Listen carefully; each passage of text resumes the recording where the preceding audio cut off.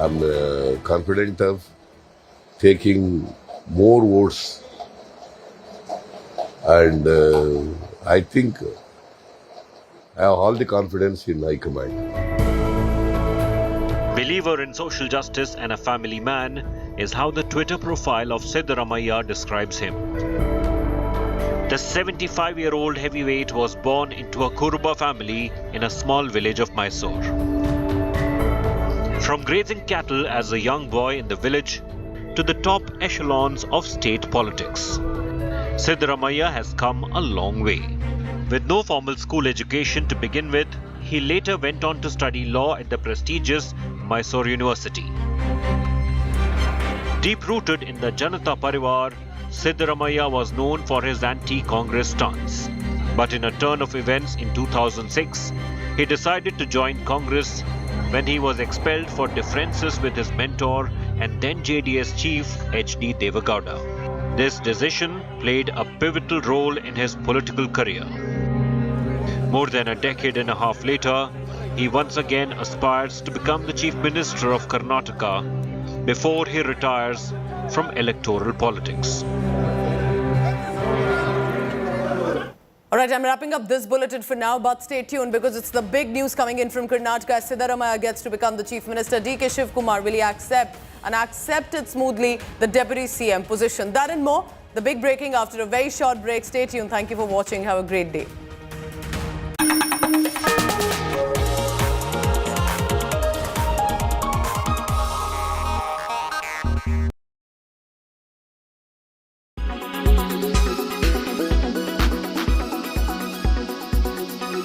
Unlisted, and perhaps that may change in the future. But let me ask you to expand on the capex. As we understand it, 2,000 crore already done or in the works, and another 3,000 crore announced.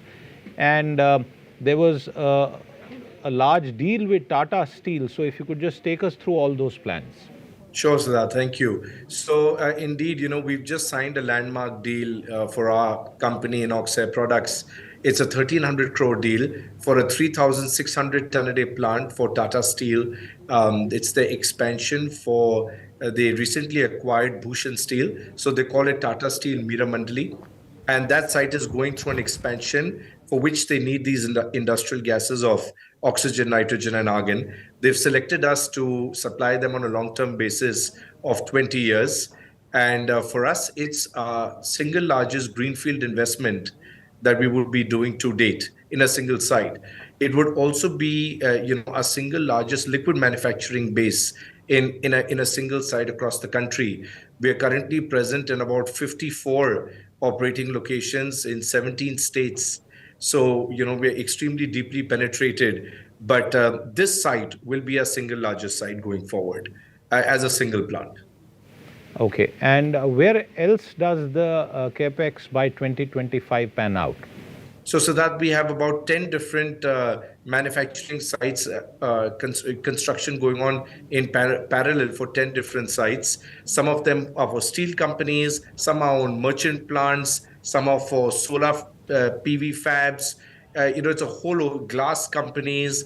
It's a very diverse set of customers that we have in diverse industries, because industrial gases are required pretty much in every manufacturing industry out there. And going forward, we're seeing a large demand in the semiconductor space, as well as the solar PV cell space, which is going to require a large amount of industrial and electronic gases.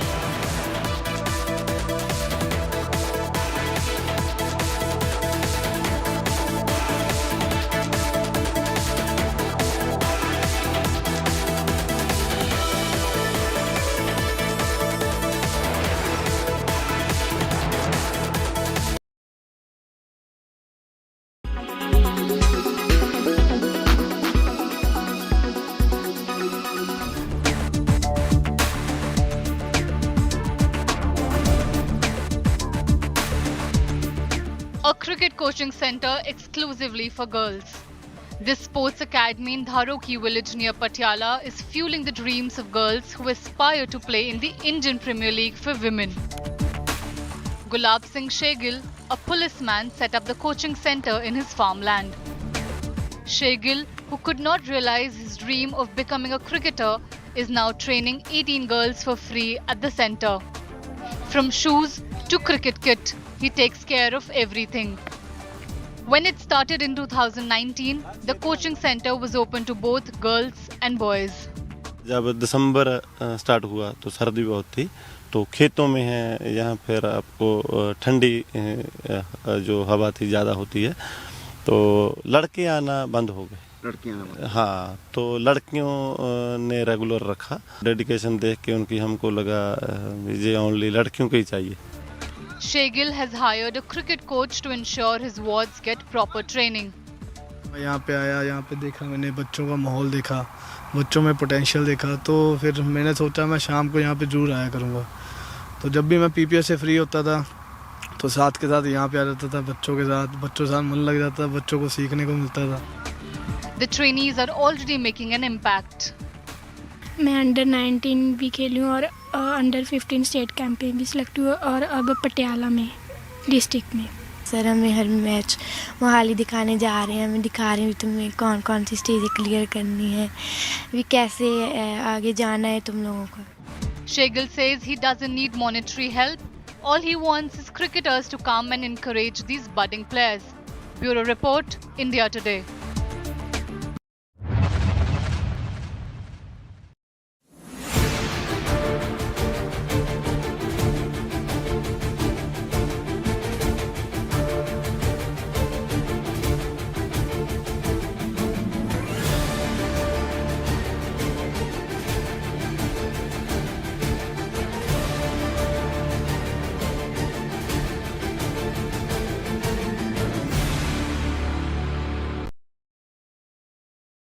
Titan Eye Plus, expert who cares.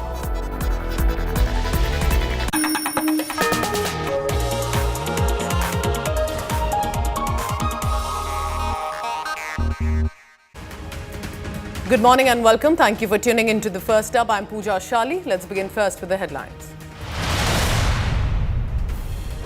Siddaramaiah to become the new Karnataka Chief Minister, DK Shivakumar to become the Deputy CM. Swearing-in ceremony will be held on 20th of May in the afternoon.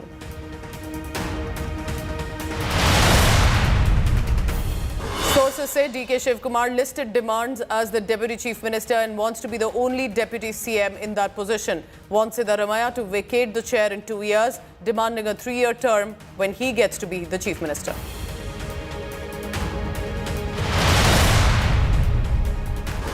In other news, US court has allowed extradition of 26/11 terror attack accused Pakistani origin Canadian businessman Tahabur Rana to India.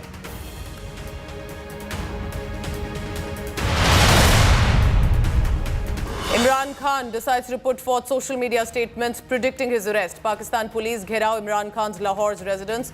Accused of shielding rioters, Imran Khan asked to hand over terrorists.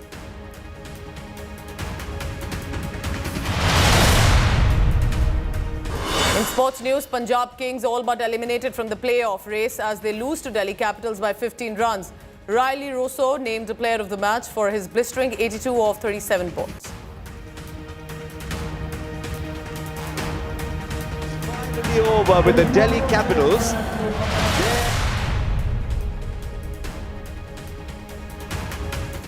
India Today news break has been confirmed, and once again, after hectic parleys in the national capital late into the night, sources have told India Today television that Siddaramaiah has emerged victorious. He is going to be the 24th Chief Minister of Karnataka, and DK Shivakumar is set to become the Deputy Chief Minister's post that he has been offered. Sources have revealed that the swearing-in ceremony is also decided. It will be taking place on 20th of May, tentatively around 12:30 p.m. That's the big news that you're hearing first on India Today. Sources have confirmed to us that the Congress leadership is mulling a power-sharing formula as well. First 2 years for Siddaramaiah, remaining 3 years in the 5-year tenure for DK Shivakumar. DK Shivakumar has given out, however, a list of demands that when he takes the Deputy Chief Minister position, it will be only him as the Deputy CM, because often there can be other leaders also who are given that position. But he also wants to remain the Karnataka Congress chief and has demanded that Siddaramaiah vacate the seat in 2025, which is after 2 years. And he then wants to be the chief minister as a rotational formula for the remaining 3 years. This is a Natika that still continues, but all eyes will be on the top brass, the top leadership of the Congress party in Delhi. And that announcement is expected in the next 24 hours.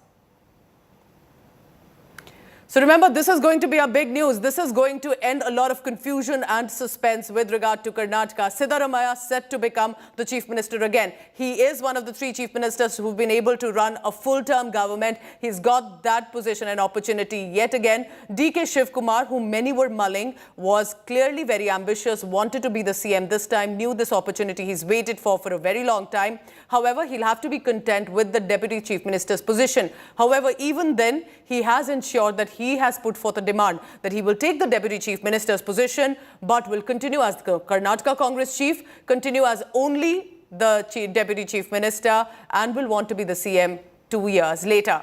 Let's go on the ground now, the next half an hour with Nabila Jamal for the latest coming in from Karnataka, while the action also continues in Delhi. Over to you, Nabila. Right, there's a lot of developments coming in, and the biggest news that Karnataka has been waiting for, Siddaramaiah, who is now going to be named as the Chief Minister for Karnataka, and his deputy will be DK Shivakumar. It appears that the Congress have finally clinched a formula, a solution to iron out the differences between DK Shivakumar and Siddaramaiah. And we believe after sort of almost pressurizing the Congress High Command for nearly 3 days, DK Shivakumar has finally given in. This is the latest information that we get, that DK Shivakumar has finally agreed for Siddaramaiah to be leading the Chief Minister's term in Karnataka for the first 2.5 years, and then he would be taking over for the second half of the term. This declaration, as a formal declaration by the Congress, is still pending, but for now we know that Siddaramaiah is the Chief Minister of Karnataka and his deputy will be DK Shivakumar, at least for the first 2.5 years. Big news break, which only India Today brought you. Every angle on this story, every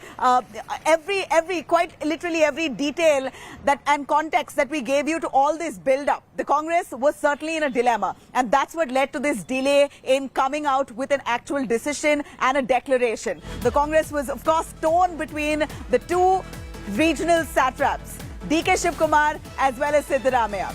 It's the biggest news that Karnataka has been waiting for. Siddaramaiah has now been named as the Chief Minister. A formal declaration will come in by the Congress High Command in about an hour's time or so. But for now, Siddaramaiah to be leading the term. Rajdeep Sardesai, our consulting editor, also joins me on the phone line. Rajdeep, what a big day for Karnataka. Finally, the Congress has managed 3 days later to give out a name for Chief Minister of Karnataka. The man is Siddaramaiah, precisely what India Today has been saying right from the start. His deputy will be DK Shivakumar. But tell our viewers, Rajdeep, what they don't know about. What we see in the face here is that Siddaramaiah is going to be leading this term, but there seems to have been an internal pact between Siddaramaiah and DK, all engineered by the Congress High Command, that the first term will be taken by Siddaramaiah. The second half, power will be shifted to DK Shivakumar.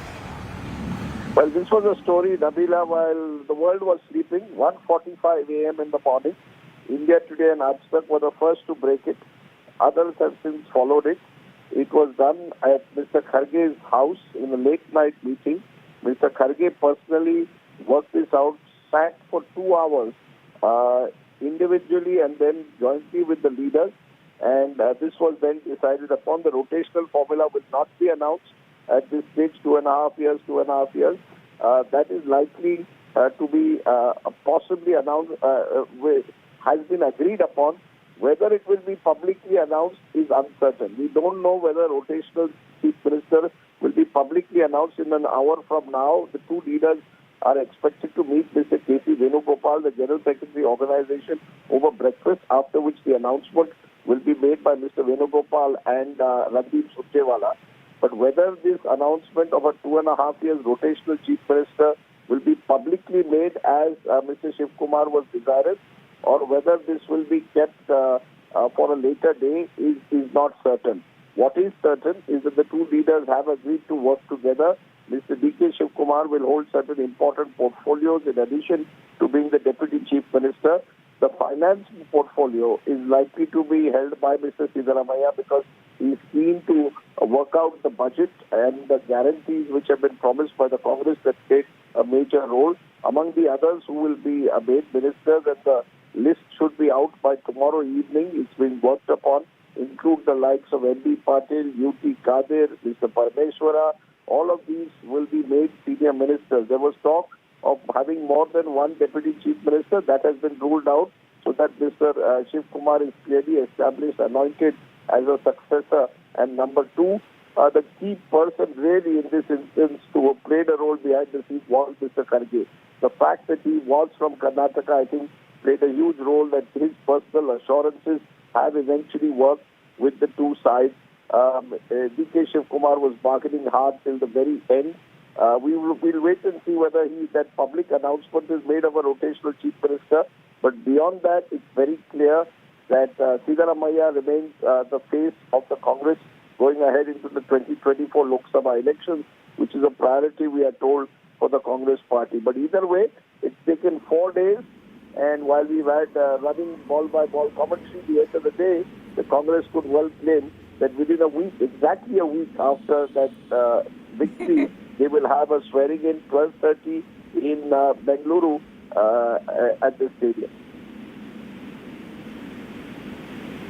On the 20th of May is when the swearing in is going to be taking place. So it's a nice weekend. We're all going to be busy this weekend watching the swearing in ceremony of Siddaramaiah and his deputy DK Shivakumar. A quick word, Rajdeep. As much as the Congress believes that they found a perfect solution, they managed to get both their most powerful and strong mass leaders here in Karnataka together in quite a combination. A chief minister for Siddaramaiah, a deputy for DK Shivakumar.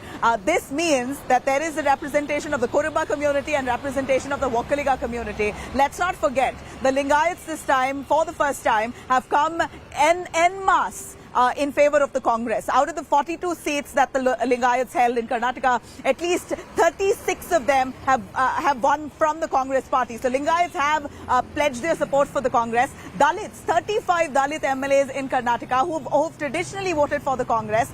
Both these communities together combines almost 75 MLAs here in Karnataka. Siddaramaiah as well as DK Shivakumar both belong from the southern region of Karnataka. There is no representation from the north. So we're really looking at a strategy that the Congress has come up in a way to pacify these two leaders, but the larger inclusivity of the Congress here in Karnataka seems to have been ignored.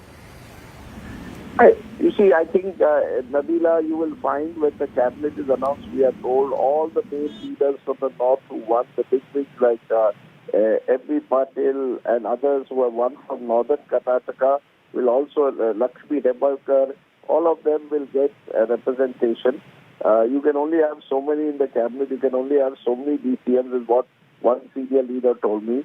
I think they are conscious of the fact that these are the two Lingayat, less so in terms of actual people voting for them, but they dominated many of the Lingayat seats because of the consolidation of the Dalit Muslim backward vote.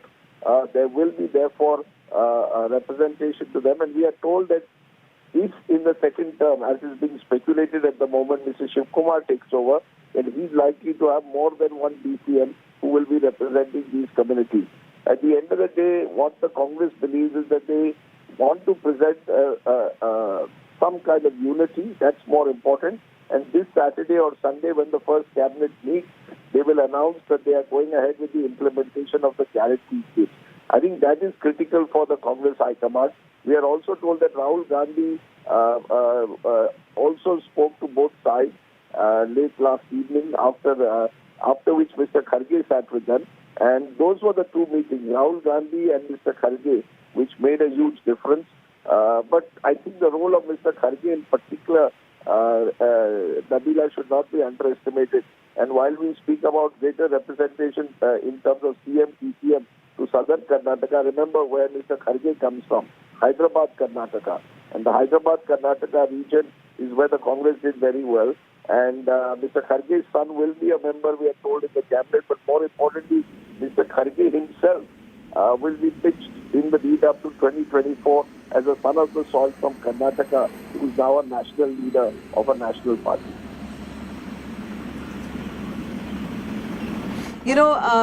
Rahul, Rajdeep, at this point we see that Rahul Gandhi, Sonia Gandhi, Priyanka Gandhi have had their roles to play in the decision making too. Can we ignore the Gandhi family and actually, in a decision like this being made?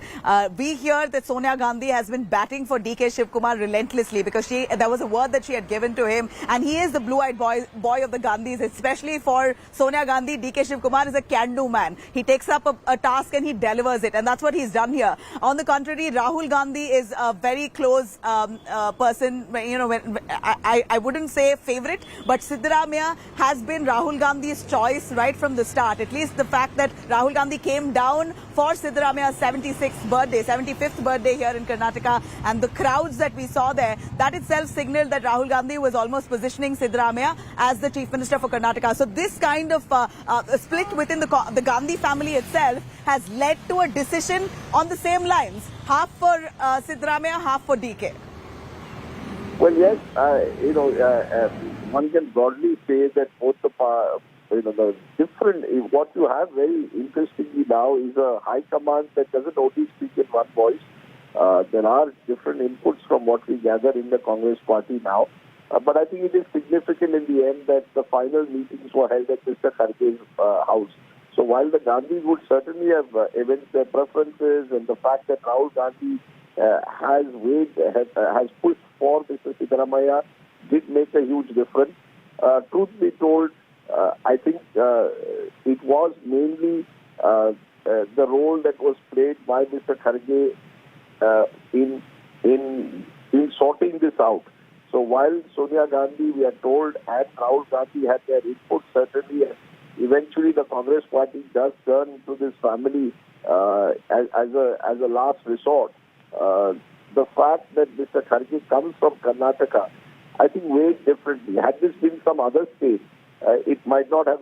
He might not have had the same importance being attributed to him. But he and Mr. Venugopal is someone else who pushed hard for, we are told, Siddaramaiah.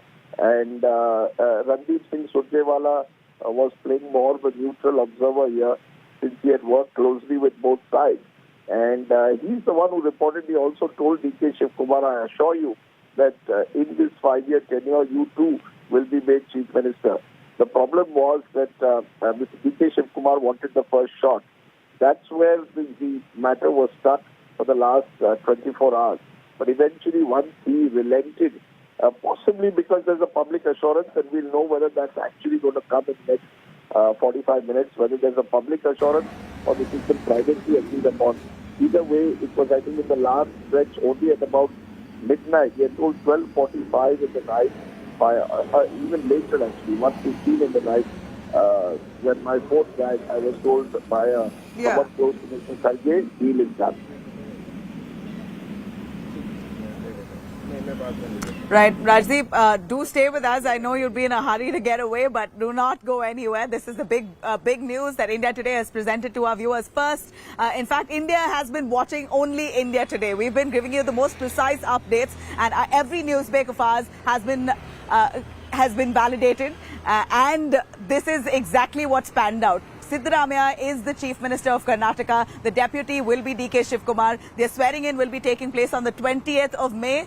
The weekend will be all blitz here in Karnataka with the Congress really staking claim. It's 24th of May when they have to reach the governor's office and stake claim of the government. So it appears that the Congress have finally managed to hammer out a formula after 3 days of hectic deliberations. It's been quite a way for the Congress High Command, quite a task for them to actually almost pacify their two tallest leaders in Karnataka and finally come out with a solution with both of them agreeing to it. I'm going to cut across to also Sagai Rajapurva also joining us, who've been extensively tracking developments coming from Karnataka and the national capital alike. Sagai, this was exactly what India Today had said and what's panned out as well.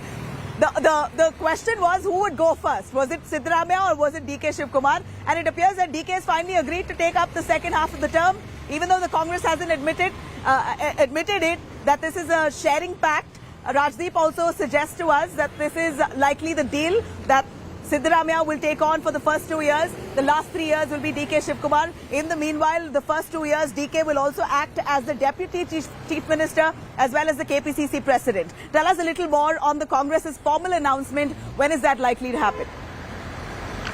So it was on the expected lines, but DK Shivakumar was quite hell-bent that this should be made public because he doesn't want a second Rajasthan in Karnataka. He doesn't want to be another Sachin pilot in Congress. And for those obvious reasons, he had asked the Congress to go ahead and announce it publicly. But the Congress was quite reluctant to make a public announcement.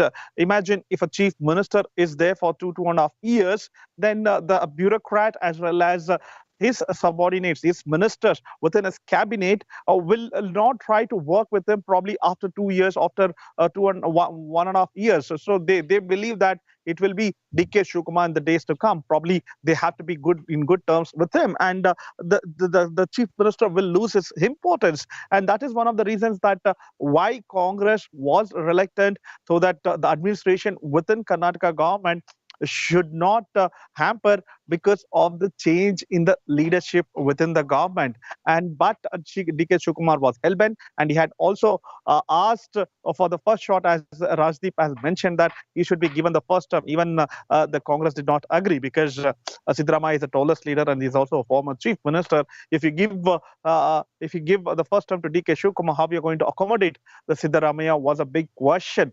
But it's the second term.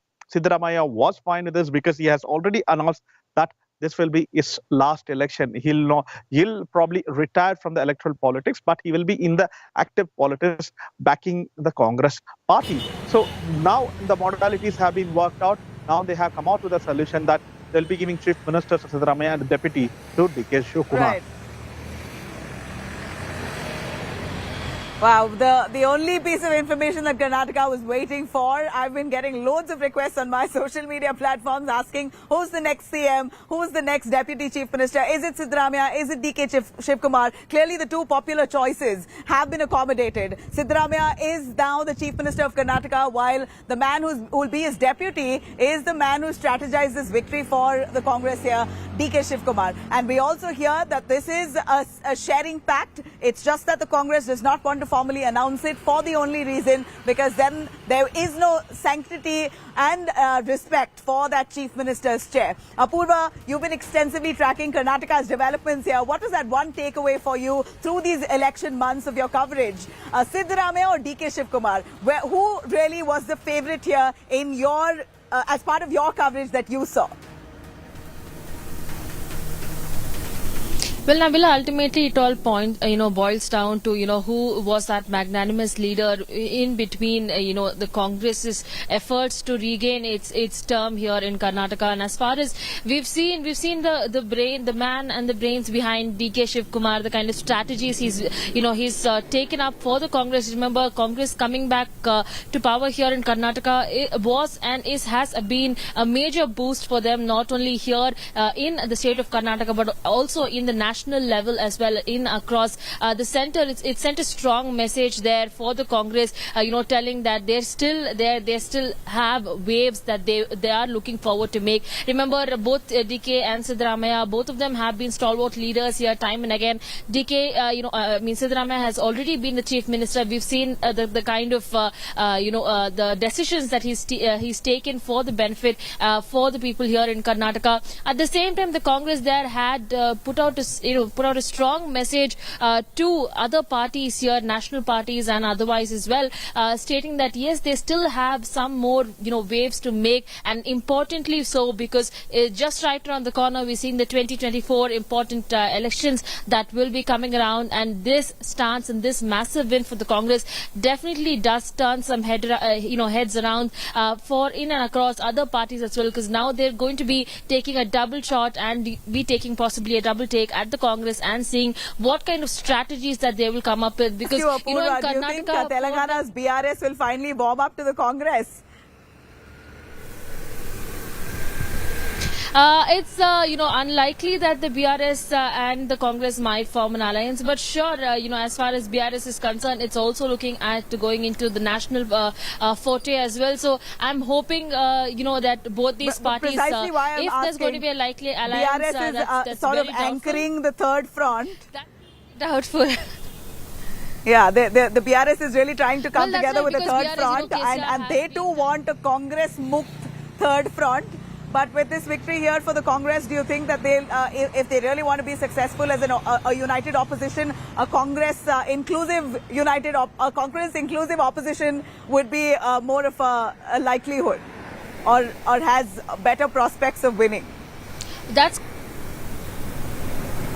Well, that's definitely correct, but in all likelihood, I don't think it's going to be possible, because there was just an all-important meeting from the BRS yesterday where KCR strongly stated that yes, Congress, was able to take the cake and the mandate here in Karnataka, but that's not how things are going to go down in Telangana. It's just going to be going for elections in just a couple of months. So BRS there standing strong on its foot that it's not going to be aligning with Congress anytime soon. But let's see what the future holds for both these parties who are trying to make it up in the once BRS is going to stick to his stand, so we're still not going to see a real united opposition for 2024. BRS, of course, like Apurva says, does not want to ally with the Congress, even after the Congress's win, as it showed here in Karnataka. Let me cut across to Pooja Shali, who's joining us right from the studio here, breaking down for us why exactly Siddaramaiah has been named as the first half of the term. He's going to be leading as the chief minister. This was the Congress's choice, and they've declared it.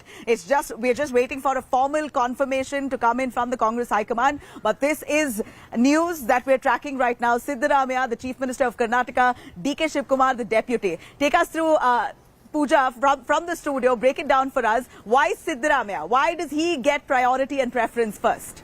It's important for the viewers to understand the big news that's coming in. What was the reason that the Congress party picked Siddaramaiah? Remember, it was under his supervision or leadership, so to say, that the party was steered for a mega comeback in Karnataka. But there's a reason for that. Siddaramaiah is seen as a mass leader. Unlike DK Shivakumar, he's the one seen with the ground connect. But importantly, remember, he's remained the chief minister with vast experience. So he has the previous experience also as a full term and as the chief minister, and therefore that perhaps added to the decision. But when the current MLAs, 135 of them, when asked to vote, even though through a secret ballot, to who would they want as chief minister, most of them swore allegiance to Siddaramaiah, and that added clearly to the decision that Mallikarjun Kharge has taken. But he has had a proven record of a successful administrator, of completing the full tenure as only one of the 3 chief ministers of Karnataka. But there is also a popularity that he has across several communities. He's known as the Ahinda leader. So whether it's Dalits, the backward communities, the Muslim community, he is seen as a connect with all of them. But importantly, it is a clean image. No corruption cases, unlike DK Shivakumar, where Siddaramaiah has not had a very big controversy against him, and that Congress would prefer at a time. And of course, completing the full term in the last tenure till about 2018-2019 was what added to Siddaramaiah perhaps running another successful government in a very crucial southern state for the Congress party and ahead of 2024. So if these were the reasons that the Congress party picked Siddaramaiah, why was DK Shivakumar not picked? These are some of the probable reasons that I've compiled for you. DK Shivakumar, remember, and this likely went against him the most, facing multiple corruption cases. Even though these cases are under investigation, they are still on. But when CBI has already summoned him and his daughter, he has had to respond to the ED summons as well in person. He's in the crosshairs of the IT department. All of this went against him because Congress wouldn't want a controversy at this point. Remember, many other ministers in other governments, for example, in Delhi, are currently behind bars. Now, the Congress party is wary of this corruption taint on DK Shivakumar.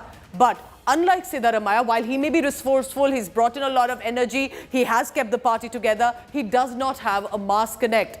And that appeal and experience is what perhaps he lacks at this point, at 61 years of age, that Siddaramaiah at 75 has. But when also the MLAs were asked for their support, not many supported and voted for DK Shivakumar as the chief minister, at least to start with. They voted for Siddaramaiah. These are some of the reasons that Mallikarjun Kharge has taken this decision on. And India Today first broke it to you about why it's Siddaramaiah as CM, DK Shivakumar as the deputy chief minister. I go back to on the ground with Nabila Jamal in Bengaluru, Right. where the action is. Take a look. Over to you, Nabila. All right.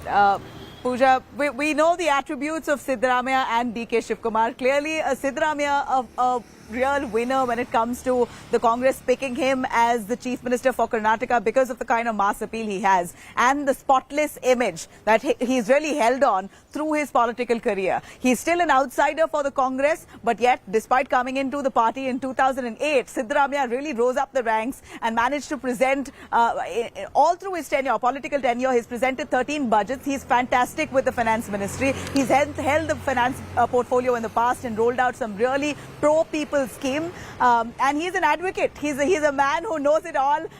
Usually lawyers with that nice, with that really witty comeback. Siddaramaiah is known to be sharp when it comes to his political opponents and how to counter them. So in every way, he seems to be a fit man with a spotless image. That's why he's chosen as the Chief Minister of Karnataka. At least he's going to be leading the first half of the term. I'm going to cut across to Aishwarya Paliwal as well, joining us right from Delhi at the spot where all the action is due to unfold. Aishwarya, late night deliberations, all that talk at Kharge's residence finally has borne fruit in early hours of this morning. We believe that KC Venugopal, Surjewala have met with both the leaders, Siddaramaiah, DK Shivakumar, explained to them, assured them, and finally brought out a solution here. DK Shivakumar, the deputy, Siddaramaiah, the chief minister. That's now a confirmation coming in. Well, Nabila, we have seen how a lot of 2+2 was being done over the past many hours. We have seen how both the leaders, and let me tell you, Nabila, what's very interesting is the fact that the timing of the leaders. Yesterday we saw how it was only after Siddaramaiah and seconds after Siddaramaiah left KC Venugopal's house, it was DK Shivakumar who at the moment, Nabila, is on the first floor of the building where I'm standing. He, within seconds of Siddaramaiah leaving, reached KC Venugopal's house. So definitely, both the leaders are keeping a hawk's eye on what the other person is doing. It seems like we can expect DK Shivakumar to come out of the house in the next couple of hours. Maybe he's been speaking with the media. He might come out and also speak with us. And then, we will get more clarity on exactly what is it that will take place. But it seems like, Nabila, at this moment, in the next 24 to 48 hours, things will be crystal clear, and the Congress party now trying its level best to make sure that both the leaders, the kind of united front that they gave to the people over the past many days, over the past many months. There's a formal announcement, any meetings that's been scheduled now?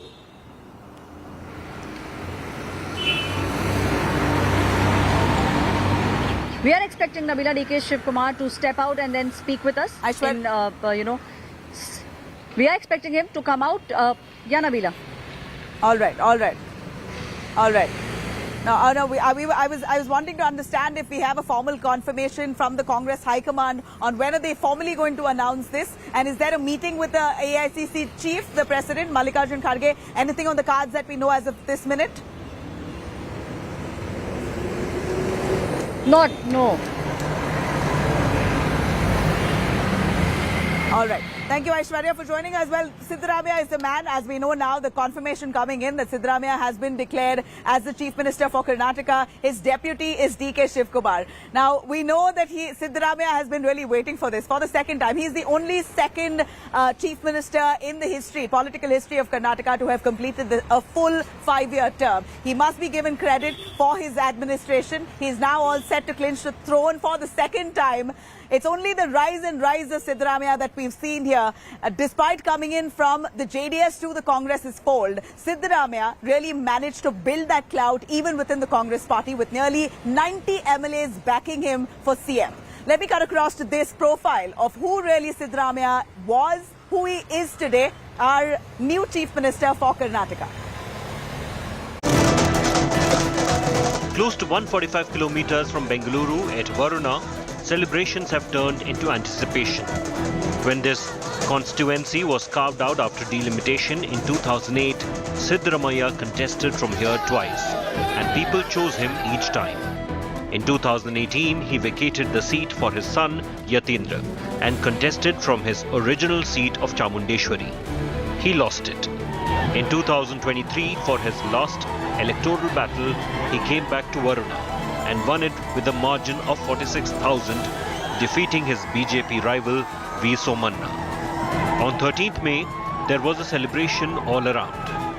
Now Varuna waits in anticipation whether their chosen MLA gets to become the CM for the second time. The MLAs voted in favor of me.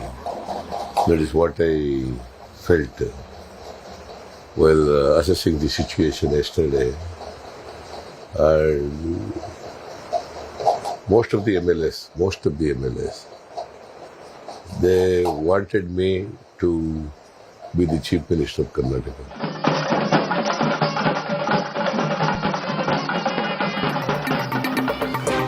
On May 13th, 2013, Sri Kantirava Stadium was buzzing with fanfare and celebrations. There were 50,000 people who had gathered there. They had come to witness the swearing-in ceremony of the 22nd Chief Minister of Karnataka.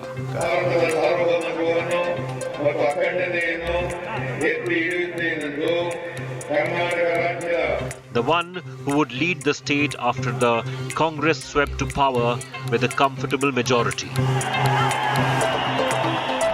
Siddaramaiah was being sworn in as the CM of Karnataka. He went on to become the second Chief Minister of Karnataka to serve a full term. This time, once again, he hopes that he is the chosen one.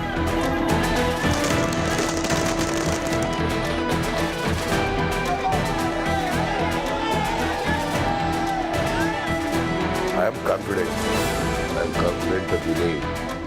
I am confident of taking more votes. And I think I have all the confidence in High Command. Believer in social justice and a family man is how the Twitter profile of Siddaramaiah describes him. The 75-year-old heavyweight was born into a Kuruba family in a small village of Mysore. From grazing cattle as a young boy in the village to the top echelons of state politics, Siddaramaiah has come a long way. With no formal school education to begin with, he later went on to study law at the prestigious Mysore University.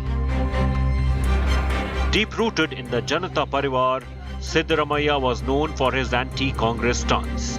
But in a turn of events in 2006, he decided to join Congress when he was expelled for differences with his mentor and then JDS chief H.D. Devagowda. This decision played a pivotal role in his political career.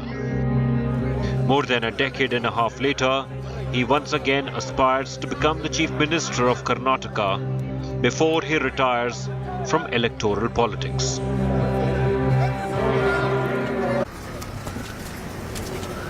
All right, on that note, I'm going to slip into a short break. India Today has brought you the biggest news break of today and of the last few years that Karnataka has been waiting for. Who's going to be the next government and more importantly, who will be the Chief Minister?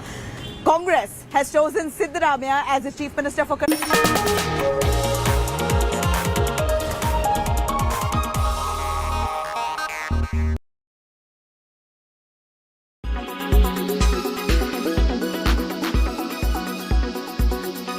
What about the two PSBs that the Finance Minister had announced in the budget in 2021? Are they on the back burner now?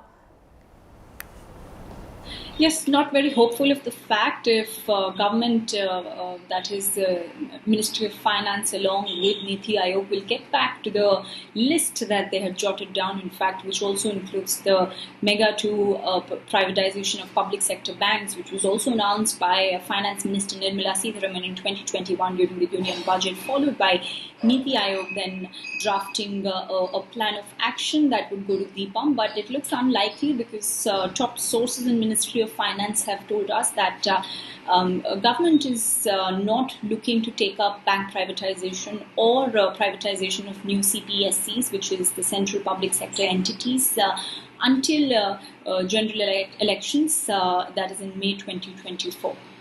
What's the update on the IDBI Bank sale, Karishma? What's the cause of concern? In terms of Deepam, rather government looks very hopeful and positive. The affirmation stands of the fact that the due diligence is still undergoing. In fact, we are also being told that government is looking to call for the financial bids by September this year. They're looking to at least complete the financial bid process and due diligence and open the data room in the first half of this year, followed by which the transaction could conclude before next March. Let's not forget it's a mega share of 60% that government and LIC together are looking to sell.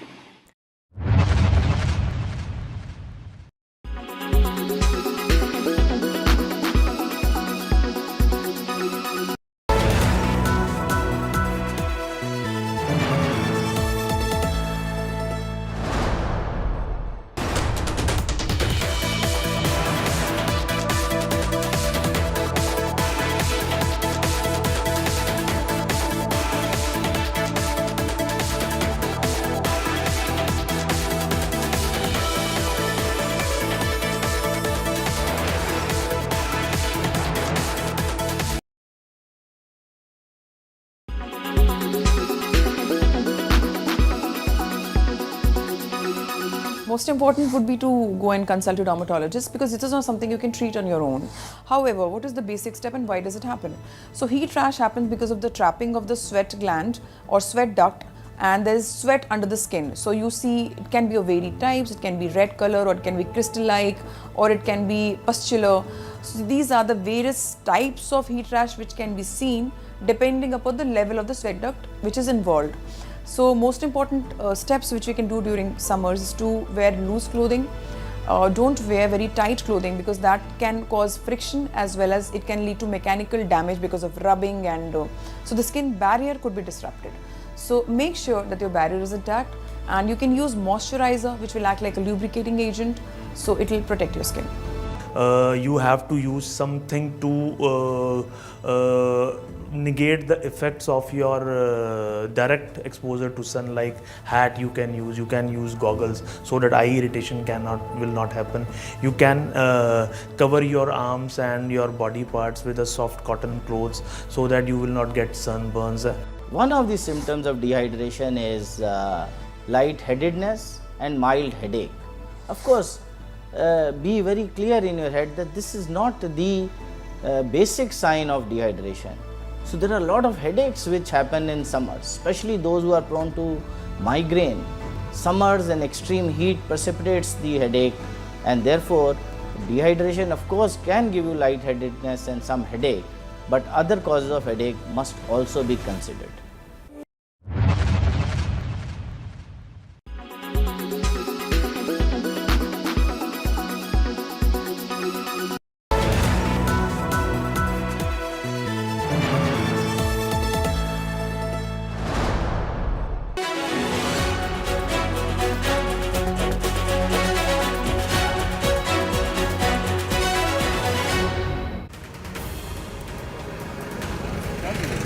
All right, that big announcement finally comes in. Karnataka has been waiting for who's going to be the chief minister for the state. Siddaramaiah has been declared, and that's the confirmation you're getting right here first on India Today. We told you so, and our news break has become reality. Congress now, in just a little while from now, will be announcing this formally, that Siddaramaiah is the Chief Minister of Karnataka, DK Shivakumar the Deputy Chief Minister. In a big news and update coming in, we hear the national capital. There's been a lot of hectic developments after all-night deliberations between the top leaders, DK Shivakumar and Siddaramaiah. Both of them have met separately with Randeep Surjewala and KC Venugopal. We believe now at 9 a.m.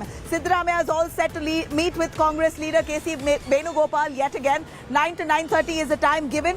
DK Shivakumar, right after Siddaramaiah, will be meeting with the same senior Congress leaders along with KC Venugopal, Randeep Surjewala. 9 a.m. is the time given to Siddaramaiah. 9:30 is the time given to DK Shivakumar. It's now going to be formalized, and that's exactly what we're waiting for. India Today has been the first to break this news for you. I'm going to quickly cut across to Amit Bharadwaj, who's right there at KC Venugopal's residence. Amit, tell us a little more about the action that we see in the national capital. A lot of buzz. I should tell you that I hear of celebrations that have broken out in spurts in different parts parts of Karnataka after Siddaramaiah now has been almost officially declared as the Chief Minister of the state.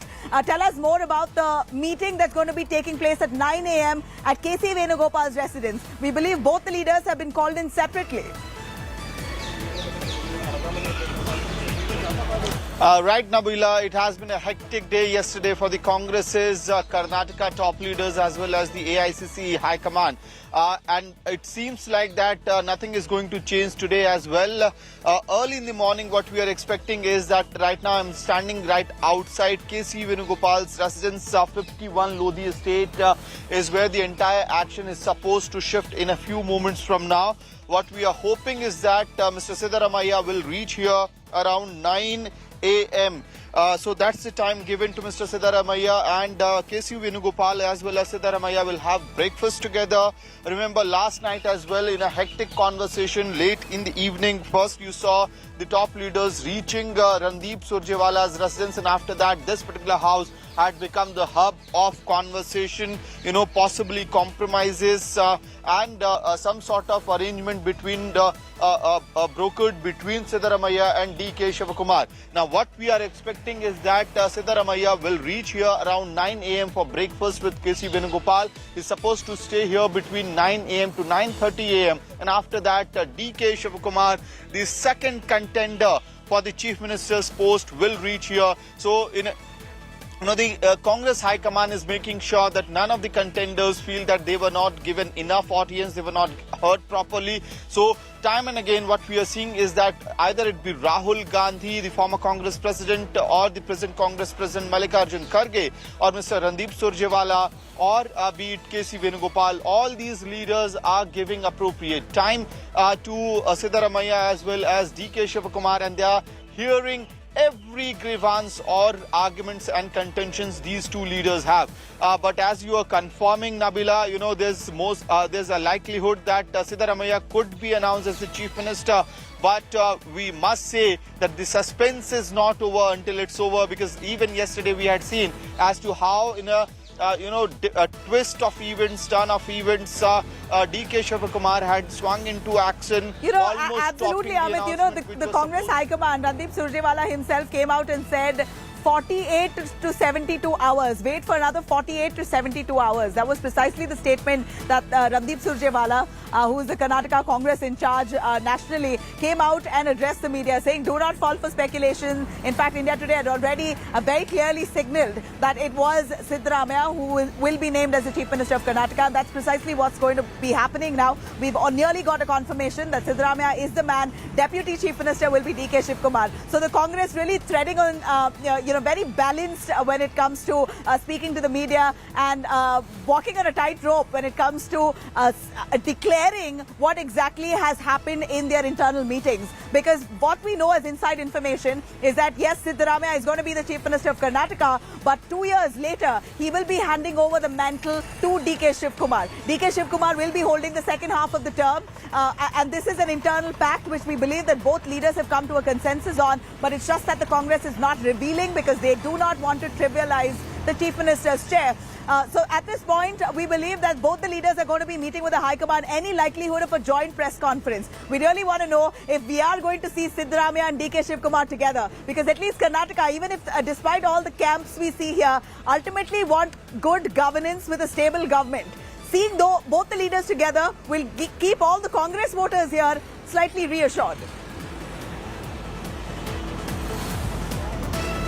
Well, absolutely right, Nabila. The mandate that the Congress party has gotten, 135, is also reflection of non-factionalism within the KPCC. So that's what the voters of Karnataka do want, that Mr. Siddaramaiah and DK Shivakumar should put up a united front. But whether there'll be a joint press conference or not, that is to be seen, because remember, right now the time that has been given to these two top leaders of the Karnataka Congress, these are separate slots.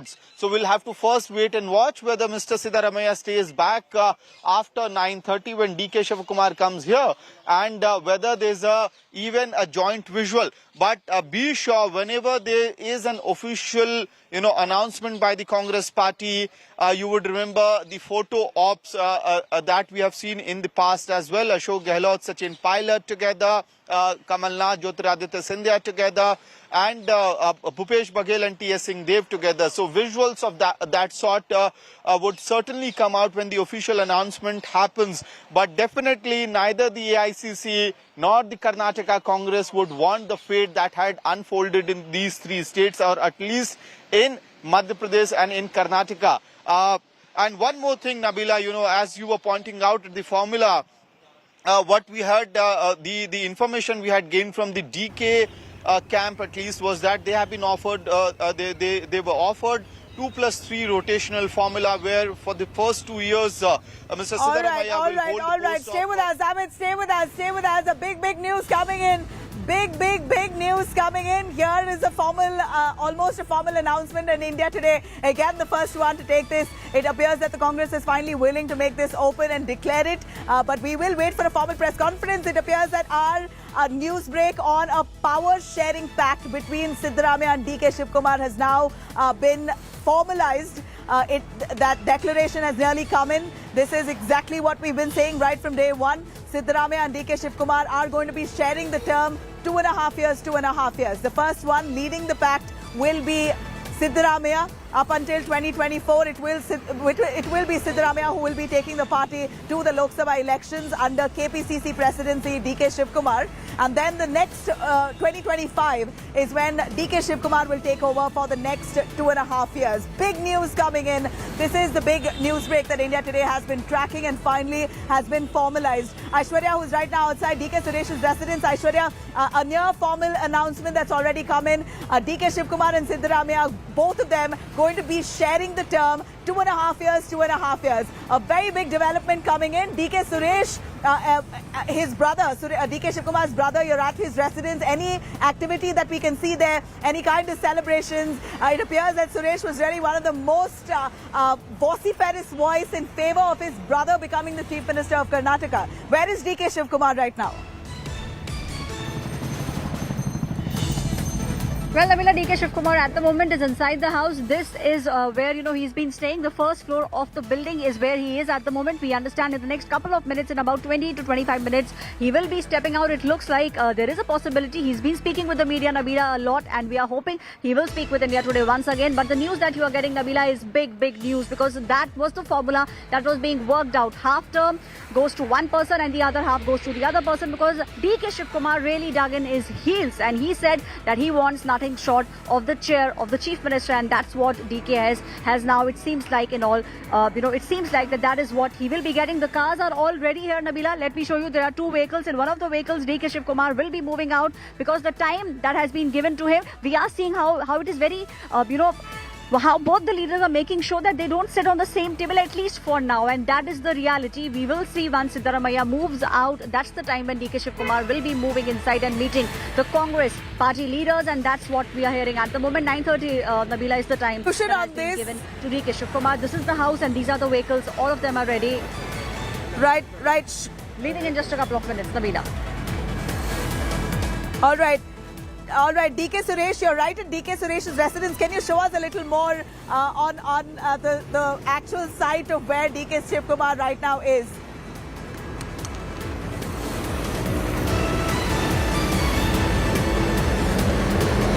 Yes, Nabila, definitely. Aishwarya, are you in front of DK Suresh?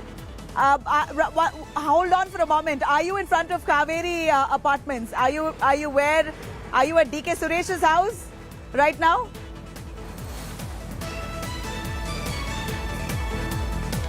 DK Shivakumar's house, Nabila. Okay. You're in front of DK Shivakumar's residence. At this point, we believe that DK Shivakumar is going to be meeting with KC Venugopal at 9:30 a.m. That's the time that's been given to him. Any word on people around there? Do you see any kind of activity happening outside Shivakumar's residence there in Delhi? No, Nabila. Nothing at the moment is, from what we understand, in the next 20 to 25 minutes, he will be coming out of the very building from where India Today will get you the visuals. The cars are all ready at the moment, Nabila. 9:30 is the time, so I believe in the next 20 minutes is when DKS will be moving out of this house, going and meeting the Congress leaders, and then we believe that in the next couple of hours, the final formula will be out. Randeep Surjewala, time and again over the past many days, Nabila, has been saying that we will come out and we will tell you what exactly will happen, who will become the Chief Minister of the state of Karnataka. Do not believe in rumours. That's what Congress party over the past many days, and especially Randeep Surjewala right, has been of course. speaking about. Well, India Today has highly placed sources to give us legit information, and this is what we've been saying right from the start. It will be Siddaramaiah who will be leading this power sharing pact. He's going to be taking over as the Chief Minister for the first 2.5 years, and the second 2.5 will be DK Shivakumar. Almost a clarity coming out and a confirmation, a formal confirmation on this awaited. But this is big news undoubtedly for Karnataka, Bengaluru, where I'm at. A lot of hectic developments with leaders now coming out, a lot of demands also being made. A few Dalit leaders we hear have already said that Dalits vote for the Congress unconditionally. So far there's been no Dalit representation. The Lingayats who voted for the Congress this time in large numbers, they've literally flocked to the Congress from the BJP. Almost 36 MLAs who have won within the Lingayat community are wanting a Lingayat representation. The Lingayat and the Dalit vote bank collectively constitutes for about 75 seats of the MLAs.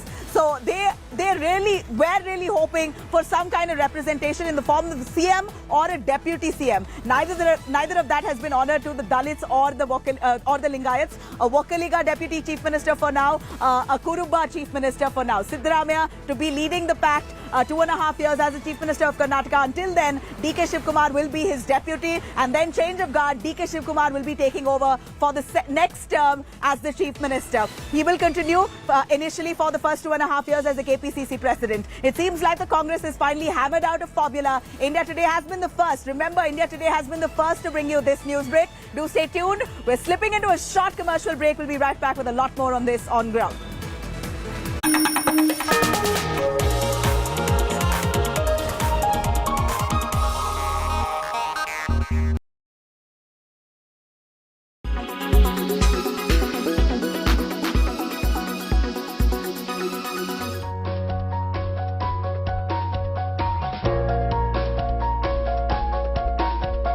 If you visit the Maharani Hospital in Jagdalpur, you cannot miss this tea shop located right outside.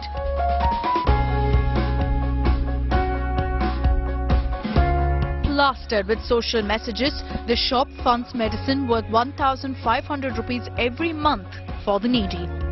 Jaiswal also provides milk and hot water to pregnant women free of cost.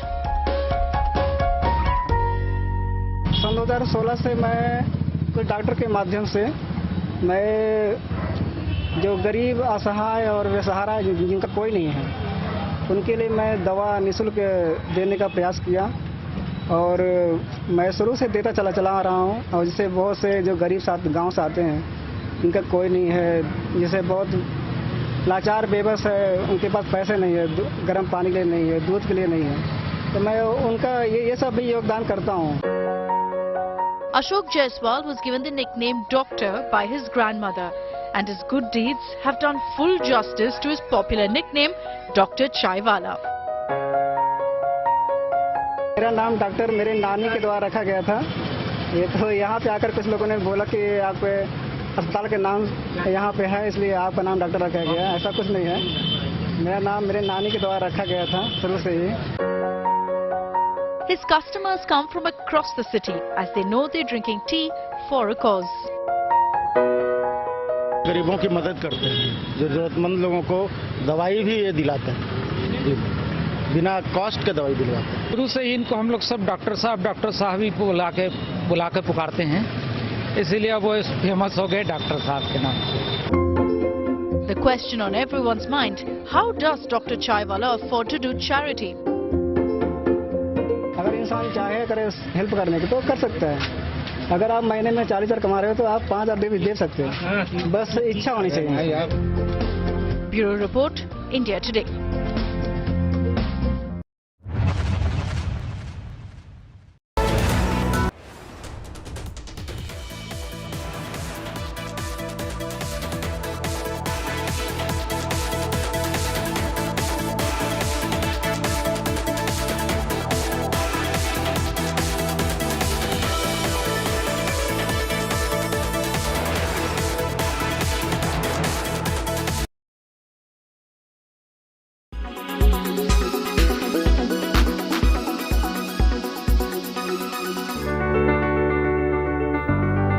let's give you a sense of the kind of fruits that you should be eating during this time. Watermelon is a fruit commonly found in India in summers. It can prevent dehydration and help in cooling the body.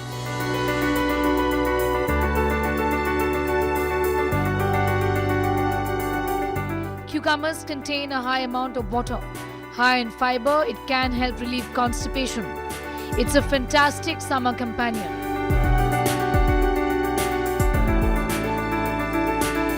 Curd, an excellent dairy product that can be included in your diet in various forms.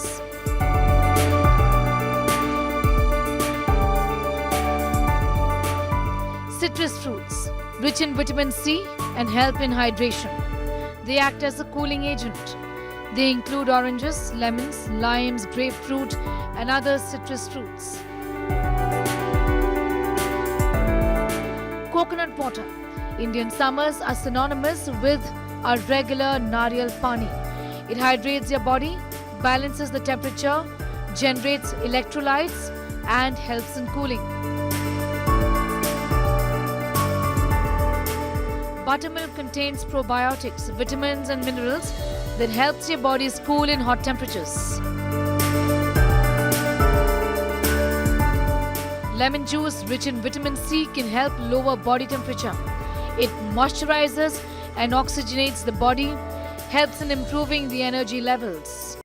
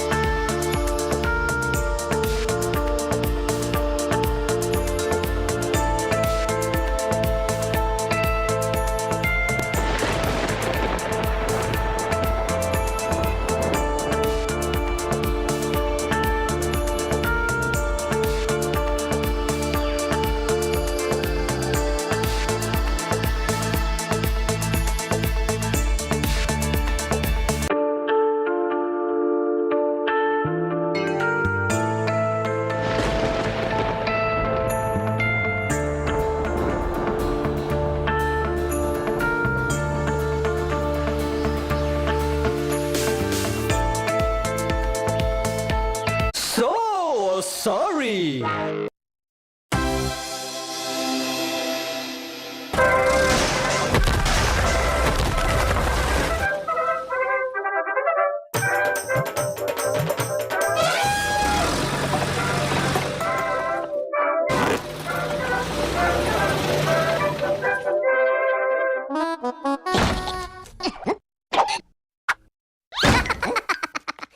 Is there enough understanding of lifestyle diseases? That's the big question. The only news channel to focus on what matters the most, and that is your health.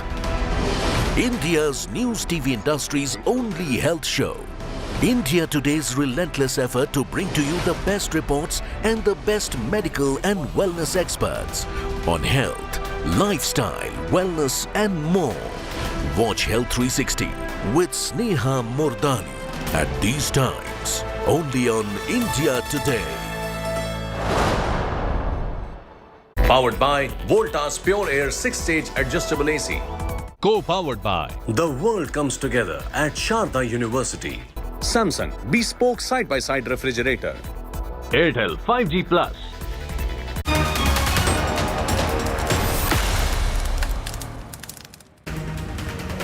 Good morning and welcome to India Today Television. I'm Pooja Shali. Big news coming in from Karnataka, and you heard it first on India Today. Siddaramaiah will be the Chief Minister. That is our top political story. Let's begin first with the headlines. Siddaramaiah set to become the new Karnataka Chief Minister. DK Shivakumar will be his deputy. Swearing-in ceremony will be held on the 20th of May.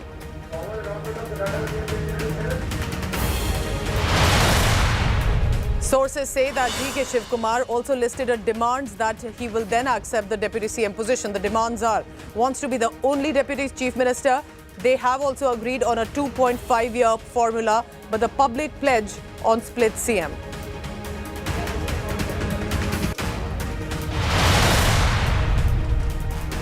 In other news, American court has allowed the extradition of 26/11 terror attack accused Pakistan origin Canadian businessman Tahawwur Rana to India. This is big news coming in.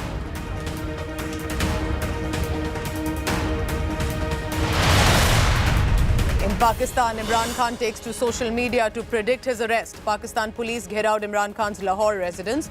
Accused of shielding rioters and arsonists, Imran Khan asked to hand over terrorists.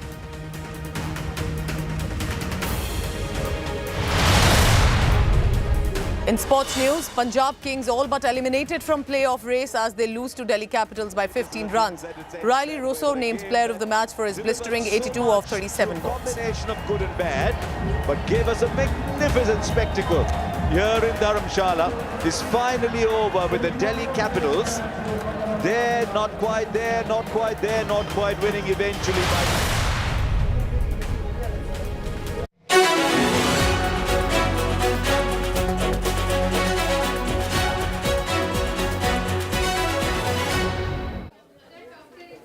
And let's get now to the big news coming in from the southern state of Karnataka. The suspense is over. Action in Karnataka and also in the national capital, Delhi. So let's go across on the ground in Bengaluru where Nabila Jamal is. Nabila, over to you about the special telecast about next Karnataka Chief Minister.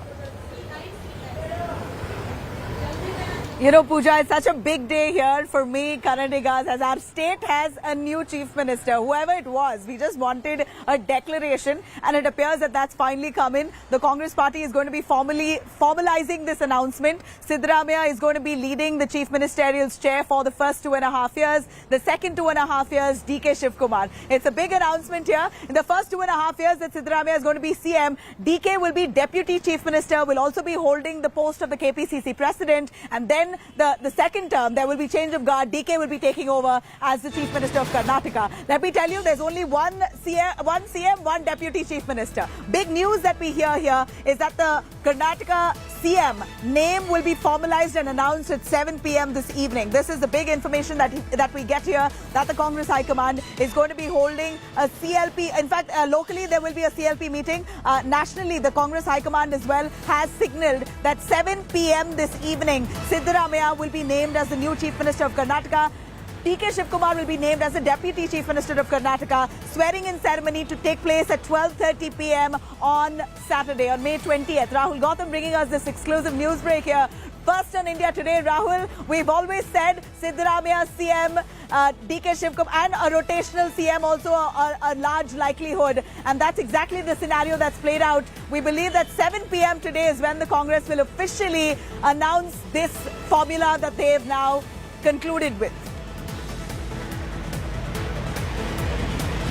Absolutely, Nabila. You know, from the very beginning, we all knew that how Siddaramaiah is a front runner, and in fact, when he was called here in the national capital, at that point of time, also, you know, his camp was pretty confident that he's going to become the next chief minister. And now the information is coming in that the signal has already been given. It is Siddaramaiah is going to become the next chief minister. The deputy chief minister would obviously be Mr. Deputy Chief, Mr. DK Shivakumar. In fact, what we are learning from our sources that there are going to be only one deputy chief minister, and at 7 p.m. today, this evening, a CLP meet will be convened wherein Siddaramaiah will be declared as the leader of Congress Legislative Party, and then on 20th, the swearing-in ceremony will take place. So obviously, it's a big day for Karnataka because almost after you know, close to 60 hours, or you can say after 4 days, you know, finally we have a name, Siddaramaiah, who is going to to become the chief minister. And it was not an easy task before Mr. Mallikarjun Kharge. We've been informed that it was Sonia Gandhi's intervention after this deadlock ended. She intervened and obviously ensured that everything remains in order. The two leaders, remain together, remain united. Development that we're currently tracking here. Stay with us, Rahul Gautam. Some big breaking that we get, the inside scoop, the inside happenings of the Congress High Command meeting that went on for nearly 2 days. 48 hours where there was much deliberation that was happening, where DK Shivakumar, we believe, dug in his heels, insisting that he wants to become the chief minister and nothing less. Now we hear that Sonia Gandhi has been the peacemaker. In fact, Sonia Gandhi has been the one to intervene and resolve this crisis that was brewing on the chief ministerial face. Sonia Gandhi turns peacemaker to settle the Karnataka crisis, the CM crisis, and the dilemma that the Congress High Command had on whether should it be Siddaramaiah or DK Shivakumar. It was Sonia Gandhi who finally came out with a solution and asked for a rotational CM pact. And more importantly, convince the two leaders that they've got to honor it. Maushmi Singh joining us for a little more detail on that. Maushmi, you've been tracking the Congress very closely, and we hear after all that failure in actually coming out with a solution, it was Sonia Gandhi who superseded this entire conversation and the meetings that happened for 2 days and finally gave out a solution of a rotational pact. Half for Siddaramaiah, half for DK Shivakumar. How did she possibly strike a balance? Do tell us the inside happenings of what transpired. So really, even yesterday I was saying, Nabila, the only thing now left is Sonia Gandhi coming into this entire row. And we are told by our top sources in the Congress that yesterday Sonia Gandhi had a conversation with the Congress president. Of course, the Gandhis had left it to the Congress president to decide on this issue. And Mr. Kharge was taking consultation from Rahul Gandhi, and then yesterday we are told that the icebreaker followed only after Sonia Gandhi discussed the entire matter with Mallikarjun Kharge. We are also told that the entire formula was struck at KC Venugopal's residence, where Siddaramaiah and DK Shivakumar went late in the night, about post 10 p.m., where Randeep Singh Surjewala was also present.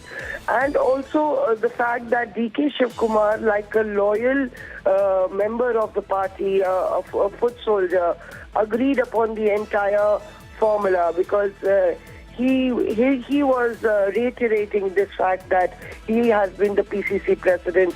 He deserves to become the chief minister, but he was never pushing it too hard in terms of being stubborn or obstinate or trying to blackmail the party high command. All the time, the mood in the meetings was very light, and he has deep regard for the Congress president. Once the Congress president tried to reason out with him and explain to him that he will be taken care of by the party and his sacrifice will not go waste, DK Shivakumar agreed upon the formula of becoming the deputy of Siddaramaiah. All right. Maushmi, it's very interesting that the Congress's high command were in such a fix that finally Sonia Gandhi had to give a solution. We're really, wondering. I wonder that the Congress party had already enough and more signals to suggest that they could win this election here in Karnataka. Why wasn't there a premeditated decision already taken? Did they not imagine that this situation could play out? Did they not plan in advance if this could arise? What will be the decision where the leaders not conveyed this kind of a pre-poll decision that the Congress was mulling over taking? Is this not likely of a party of that stature? We would assume that they fought many elections. Situations like this arise. Should there not been a decision much in advance than wait for a post-mortem to carry out? Nabila, I don't think it's really fair to reason out that Sonia Gandhi actually had the final word, or Sonia Gandhi was the one who actually got a decision and Mallikarjun Kharge really failed. It would be really naive to see it like that. One could see it like that in a decision making that is quite tough or is taking more time. The Congress president consulted Sonia Gandhi because she has a vast experience. She's been the longest serving president, and she has excellent terms with both DK Shivakumar and Siddaramaiah. So asking her for suggestions, Kharge really thought that it was time to cap this entire controversy and cap prolonging the decision. Importantly, what you're saying is absolutely right, that had the Congress worked on a formula earlier on, this mess could have been avoided. Of course, there has been a lot of public embarrassment with supporters from either side sloganeering. Imagine if they both swear in, and the swearing in, after the swearing in, the same thing happens. It's a very tricky issue. I remember Ashok Gehlot and Sachin Pilot posed with Rahul Gandhi, and he said United Colors of Rajasthan. When the government was being formed, then Gehlot was chosen over Sachin Pilot.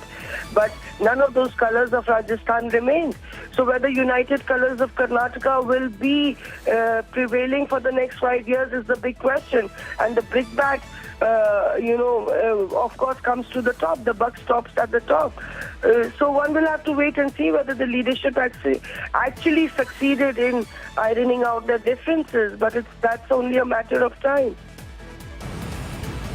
Maushami, what we hear is that Siddaramaiah, even though DK Shivakumar agreed that Siddaramaiah he leads the first half of the term, he was very worried that if at all the Congress does well in 2024, if the Congress is showing is far better with Siddaramaiah at the helm of affairs, then it's very unlikely that Siddaramaiah will give up on his CM's post. That's what the fear that DK Shivakumar had all along, is what we heard from the insides of the meeting. Would you agree?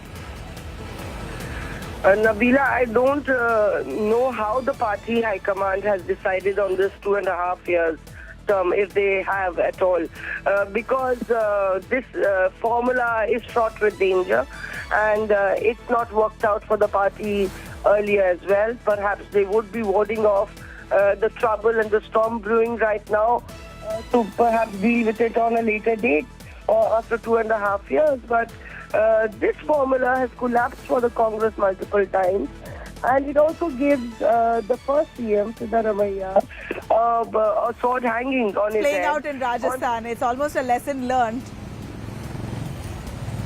Right, Nabila, absolutely. And and if DK Shivakumar takes on the last 2.5 years term, he could blame the entire rule or misrule or good governance or bad governance, perhaps the bad governance, on Siddaramaiah, saying, I didn't get enough time. So it also really puts a question mark on the accountability issue, that who's accountable for the 5 years term. So I still think that there could be some room for maneuvering on that count, because the Congress really knows that both are regional satraps, and to make them agree on a timeline is not an easy ask. We will have to wait and see whether 2.5 years formula actually rolls out. All right, Maushami, stay with us. I'm going to cut across to our reporters joining us. In fact, right from the morning, Aishwarya Paliwal, who's right now outside DK Shivakumar's residence right there in Delhi. We also have Sagai Raj in Bengaluru. Like me, I'm right here in the capital city of Karnataka, where all the buzz and the happenings are unfolding, even as Siddaramaiah has just about been formalized as the Chief Minister of Karnataka, with deputy being DK Shivakumar. We also have Amit Bharadwaj, who's currently outside KC Venugopal's residence, Rahul Gautam outside Mallikarjun Kharge's residence. Let me cut across to Amit. KC Venugopal has summoned, or rather, I don't know if I can say that, both of them are tall leaders, Siddaramaiah and DK Shivakumar. They've been asked to come for a breakfast meet with KC Venugopal. 9 a.m. DK Shivakumar has been, Siddaramaiah has been given time. 9:30 a.m. DK Shivakumar has been given time. Both are individually meeting the senior leadership of the Congress. It's a separate meeting, but is there a likelihood that we will hear a joint conference from the two leaders? Are there images going to be likely coming in of both the leaders, Siddaramaiah and DK Shivakumar, together with smiles? Because let me tell you, Karnataka is really waiting for that. Well, Nabila, certainly Karnataka is waiting for that image, and so is the national media right now. We are standing right outside KC Venugopal's residence. We are hoping that possibly Mr. Siddaramaiah will reach here on time by 9. Both the leaders top leaders from Karnataka, Siddaramaiah as well as DK Shivakumar, have been called invited for a breakfast meeting by KC Venugopal. Mr. Siddaramaiah was supposed to reach here by 9 a.m. and the wait still continues. The bigger news break right now is certainly that Mr. Siddaramaiah, most likelihood, right there, visuals, cars have started to come in. We'll have to check in as to who are these leaders. Sir, what's the reaction right now? What's the reaction? There's a breakfast meeting.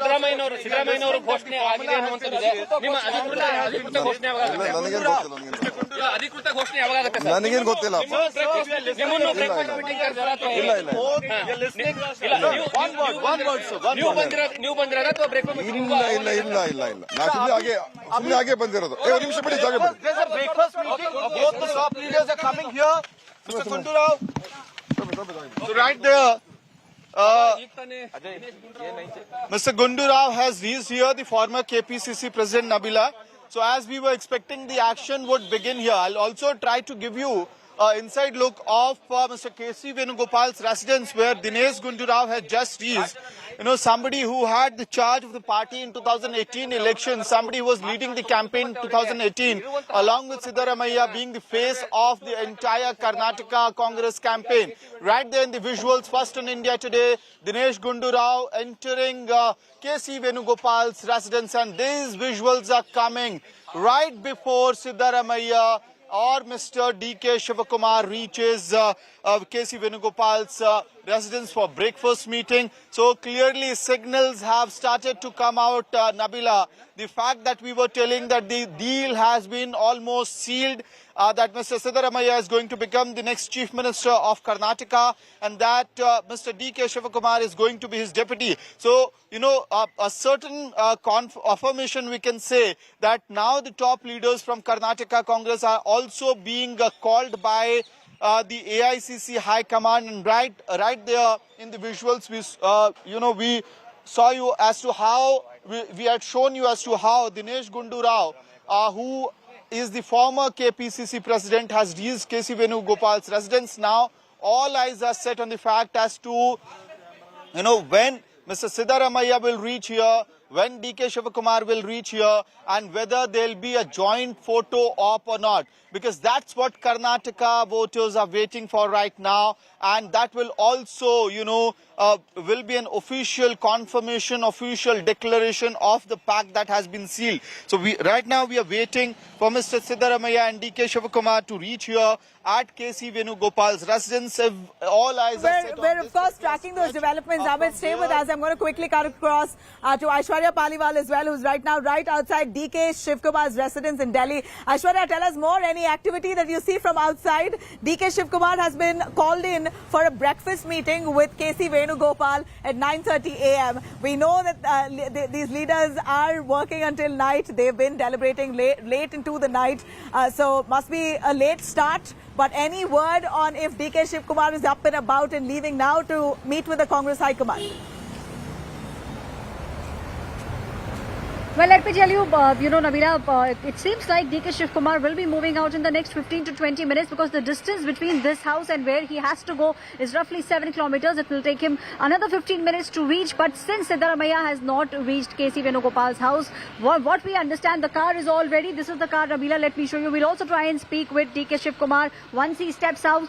He's not stepped out so far, but this is the car in which he will be travelling, and it seems like in the next 15 to 20 minutes, Nabila, is the time when DK Shivakumar will be moving out from this house and going to KC Venugopal's house. But we have seen how over the past many days, both the leaders have timed the timing of both the leaders stepping into a house only when the other one has moved out. So they are not sitting one-on-one, they are not sitting on a table. At least that's what we have seen. So it seems like only when Siddaramaiah reaches the house will DK Shivakumar actually start from this house. The car is all set. We are waiting for Mr. DK Shivakumar to step out in just a couple of minutes. He will be stepping out, Nabila, but only after we get a confirmation that Siddaramaiah has in fact reached KC Venugopal's house, because DK Shivakumar will only be entering the house after he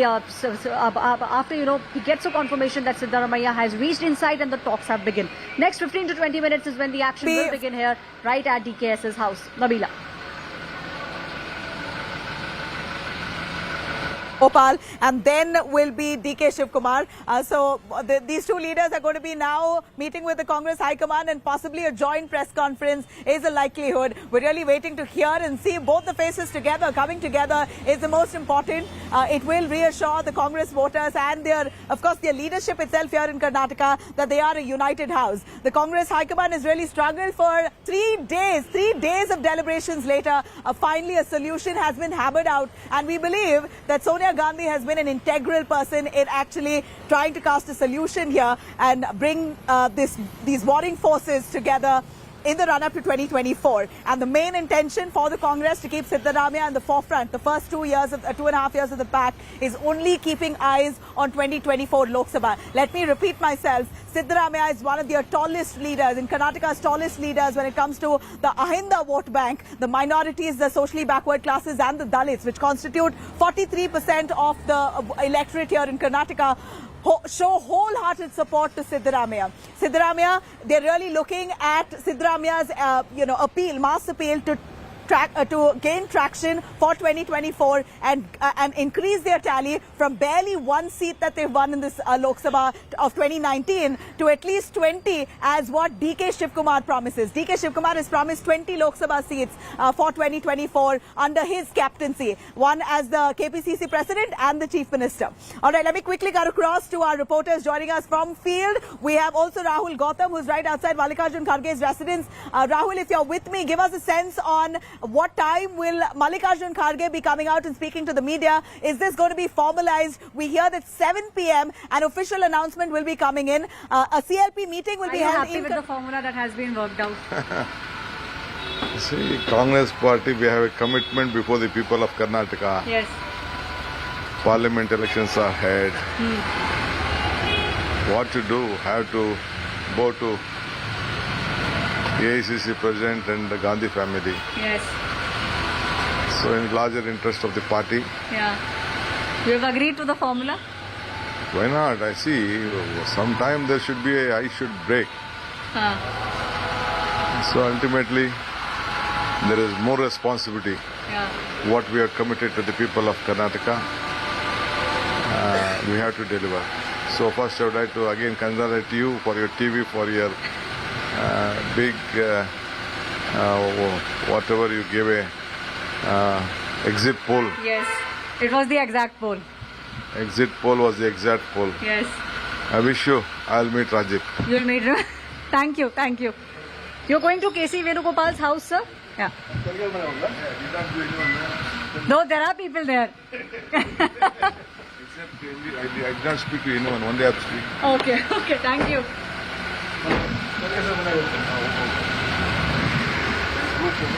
चलो चलो follow करते चलिए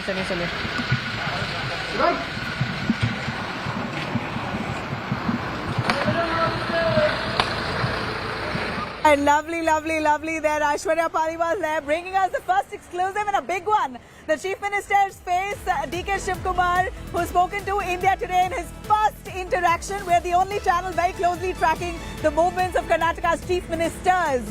If I might call this Chief Ministers, I'm going to be using a plural term here. We have Siddaramaiah as well as DK Shivakumar, who are the Chief Ministers of Karnataka. 2.5 years. Both of them are going to be sharing this power seat. I'm going to cut across to Aishwarya Paliwal, who's brought us this first big interview with DK Shivakumar. A quick chat with him that you've had, Aishwarya. Tell us more. I saw a big smile from DK Shivakumar after 2 days of a lull where he was looking very disappointed, upset that the things weren't going his way. Finally, he's thanking the Congress High Command and Karnataka. More importantly, he thanks India Today for our exact poll coverage.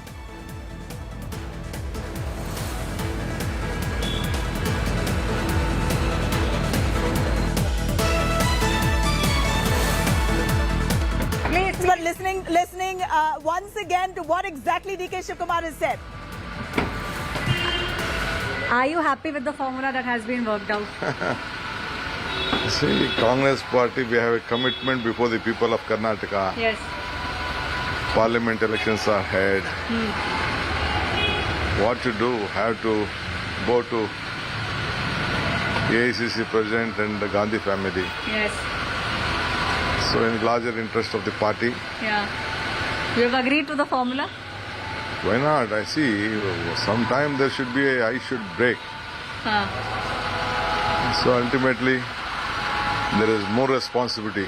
Yeah. What we are committed to the people of Karnataka, we have to deliver. So first I would like to again congratulate you for your TV, for your big, whatever you gave a exit poll. Yes. It was the exact poll. Exit poll was the exact poll. Yes. I wish you, I'll meet Rajiv. You'll meet him. Thank you. Thank you. You're going to KC Venugopal's house, sir? Yeah. No, there are people there. Except I did not speak to anyone. One day I have to speak. Okay. Okay. Thank you.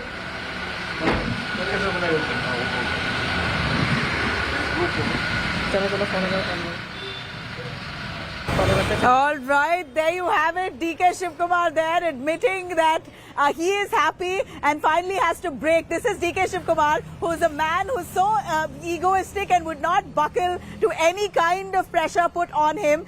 He himself has spoken first to India Today, and in his first conversation to my colleague Aishwarya Paliwali says that at one point one has to give in.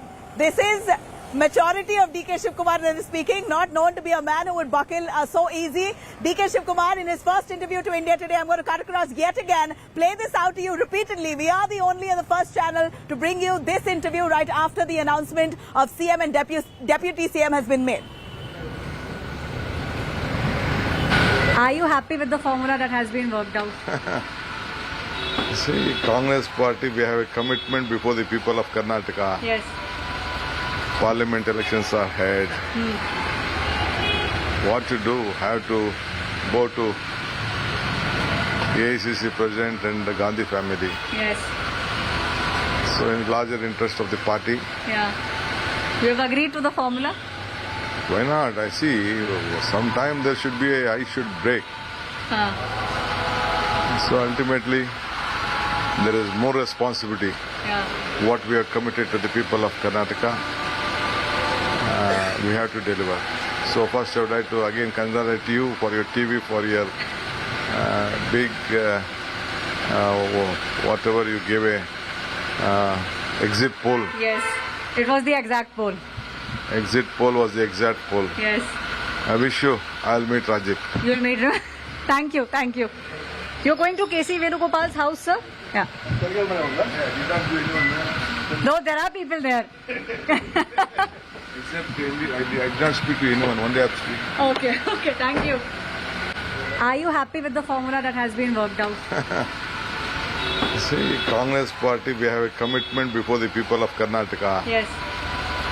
Parliament elections are ahead. What to do? Have to go to AICC President and the Gandhi family. Yes. So in larger interest of the party. Yeah. You have agreed to the formula? Why not? I see. Sometime there should be I should break. So ultimately, there is more responsibility. Yeah. What we are committed to the people of Karnataka, we have to deliver. So first I would like to again congratulate you for your TV, for your big, whatever you gave a exit poll. Yes. It was the exact poll. Exit poll was the exact poll. Yes. I wish you, I'll meet Rajiv. You'll meet him. Thank you. Thank you. You're going to KC Venugopal's house, sir? Yeah. No, there are people there. Except I did not speak to anyone. One day I have to speak. Okay. Okay. Thank you. Are you happy with the formula that has been worked out? See, Congress party, we have a commitment before the people of Karnataka. Yes. Parliament elections are ahead.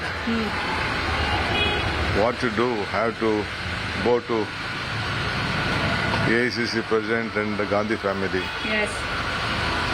So in larger interest of the party. Yeah. You have agreed to the formula? Why not? I see. Sometime there should be I should break.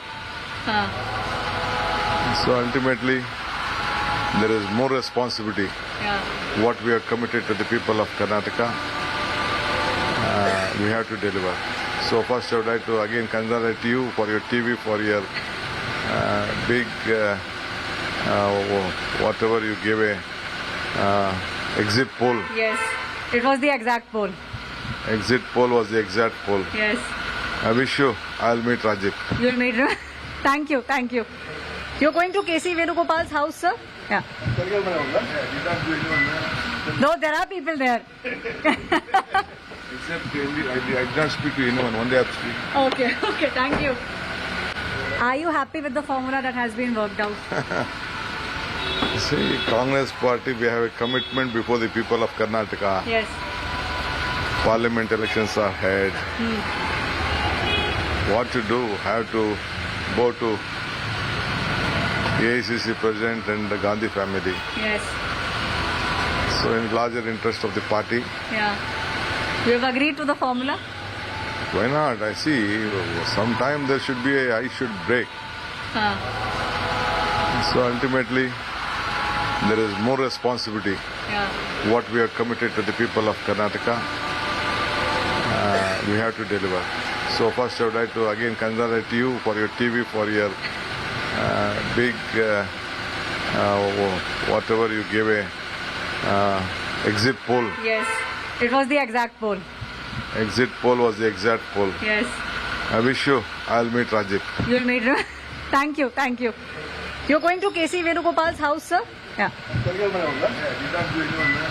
No, there are people there. Except I did not speak to anyone, one day I speak. Okay, okay, thank you.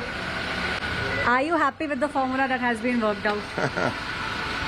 See, Congress party, we have a commitment before the people of Karnataka. Yes. Parliament elections are ahead. What to do? Have to go to AICC President and the Gandhi family. Yes. So in larger interest of the party. Yeah. You have agreed to the formula? Why not? I see. Sometime there should be a I should break. So ultimately, there is more responsibility. Yeah. What we are committed to the people of Karnataka, we have to deliver. So first I would like to again congratulate you for your TV, for your big whatever you gave a exit poll. Yes, it was the exact poll. Exit poll was the exact poll. Yes. I wish you, I'll meet Rajib. You'll meet him. Thank you, thank you. You're going to KC Venugopal's house, sir? Yeah. No, there are people there. Except I did not speak to anyone, one day I speak. Okay, okay, thank you. Are you happy with the formula that has been worked out? See, Congress party, we have a commitment before the people of Karnataka. Yes. Parliament elections are ahead. What to do? Have to go to AICC President and the Gandhi family. Yes. So in larger interest of the party. Yeah. You have agreed to the formula? Why not? I see. Sometime there should be a I should break. So ultimately, there is more responsibility. Yeah. What we are committed to the people of Karnataka, we have to deliver. So first I would like to again congratulate you for your TV, for your big whatever you gave a exit poll. Yes, it was the exact poll. Exit poll was the exact poll. Yes. I wish you, I'll meet Rajib. You'll meet him. Thank you, thank you. You're going to KC Venugopal's house, sir? Yeah. No, there are people there. Except I did not speak to anyone, one day I speak. Okay, okay, thank you. Are you happy with the formula that has been worked out? See, Congress party, we have a commitment before the people of Karnataka. Yes. Parliament elections are ahead. What to do? Have to go to AICC President and the Gandhi family. Yes. So in larger interest of the party. Yeah. You have agreed to the formula? Why not? I see. Sometime there should be a I should break. So ultimately, there is more responsibility. Yeah. What we are committed to the people of Karnataka, We have to deliver. So first I would like to again congratulate you for your TV, for your big whatever you gave a exit poll. Yes, it was the exact poll. Exit poll was the exact poll. Yes. I wish you, I'll meet Rajiv. You'll meet him. Thank you, thank you. You're going to KC Venugopal's house, sir? Yeah. No, there are people there. Except I did not speak to anyone, one day I have to speak. Okay, thank you. Are you happy with the formula that has been worked out? All right, what a big news that's coming in here. A formal announcement by the man himself, DK Shivakumar, who says that he has agreed to the power sharing pact. 2.5 years Siddaramaiah, 2.5 years DK Shivakumar. This is precisely the formula that India Today has been signalling right from the start, with Siddaramaiah leading it. And DK Shivakumar has confirmed that to India Today, hailing India Today's exit polls as exact polls. DK Shivakumar there speaking to our channel first. Aishwarya Paliwal was the one who got that. Aishwarya, what a big smile that we see on DK Shivakumar's face. He seems very happy that he gets to be the Chief Minister of Karnataka for the second half of the term. And he says he's agreed to it. At the end of it, the ice must break. You know, we must agree for the larger interest of the party. This is this man who is otherwise so egoistic, who's buckled after all the 98 hours of deliberation. Well, definitely, Nabila, more relaxed, and it seems like, he clearly said that someone had to take the first step, and that's why for the people of Karnataka, for the kind of mandate that they have got, and also for the party at large, DK is very clearly saying that he was the one who thought that it is okay to agree to some of the terms that the Congress party was asking him to. And now it seems like we will see some of the photos, Nabila, of both the leaders together, reaching. We are also following, Nabila, and from what we understand at the moment, it seems like in the next couple of minutes at KC Venugopal's house, we will see Siddaramaiah also, who's inside. And now in the next couple of minutes, DK Shivakumar will also be reaching, very relaxed, very happy, and saying that for the larger good of the people, the kind of mandate that the Congress party has got, someone had to take the first step, and it was he who did it, because he wants the larger good of the party as well as the people who have disposed faith in his leadership.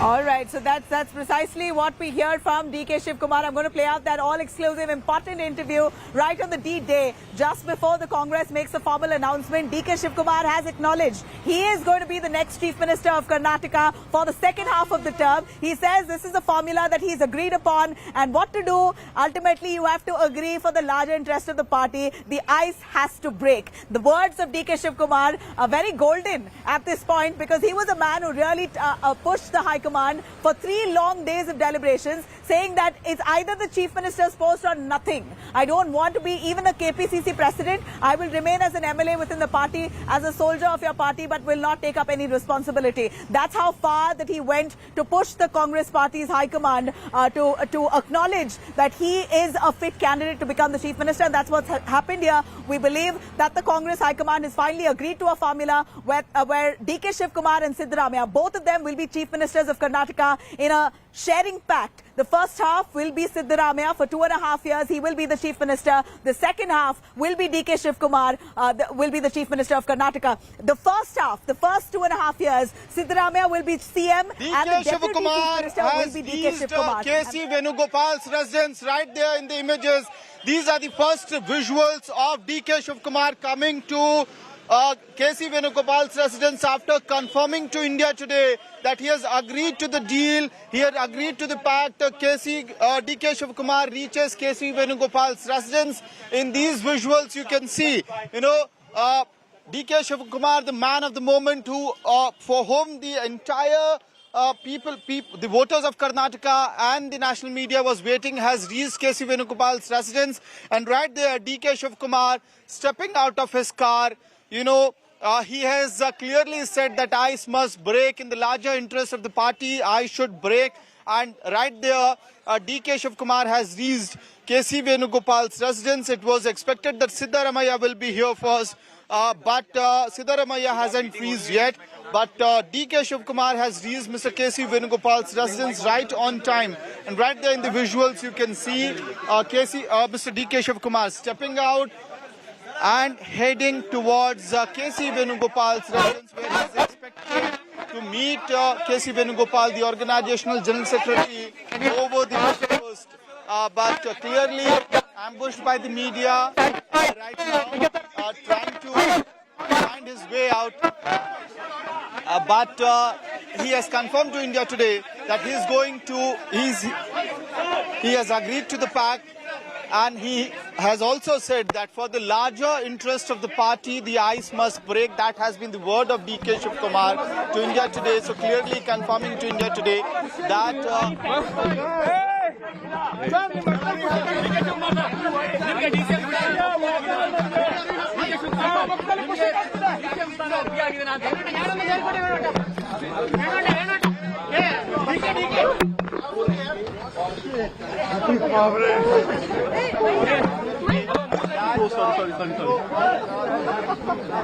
क्या बसड़ती है ಅವ್ರಿಗಿಂತ ನೀನೇ exact ಆಗಿದೀಯ.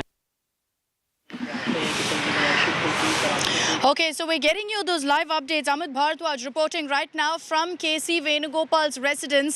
DK Shivakumar has just reached, and in a few moments from now, Siddaramaiah is also expected there. So it looks like both of them are together at this point. Both could be meeting at KC Venugopal's residence together, which means very clearly, as DK Shivakumar himself has said, the ice has broken.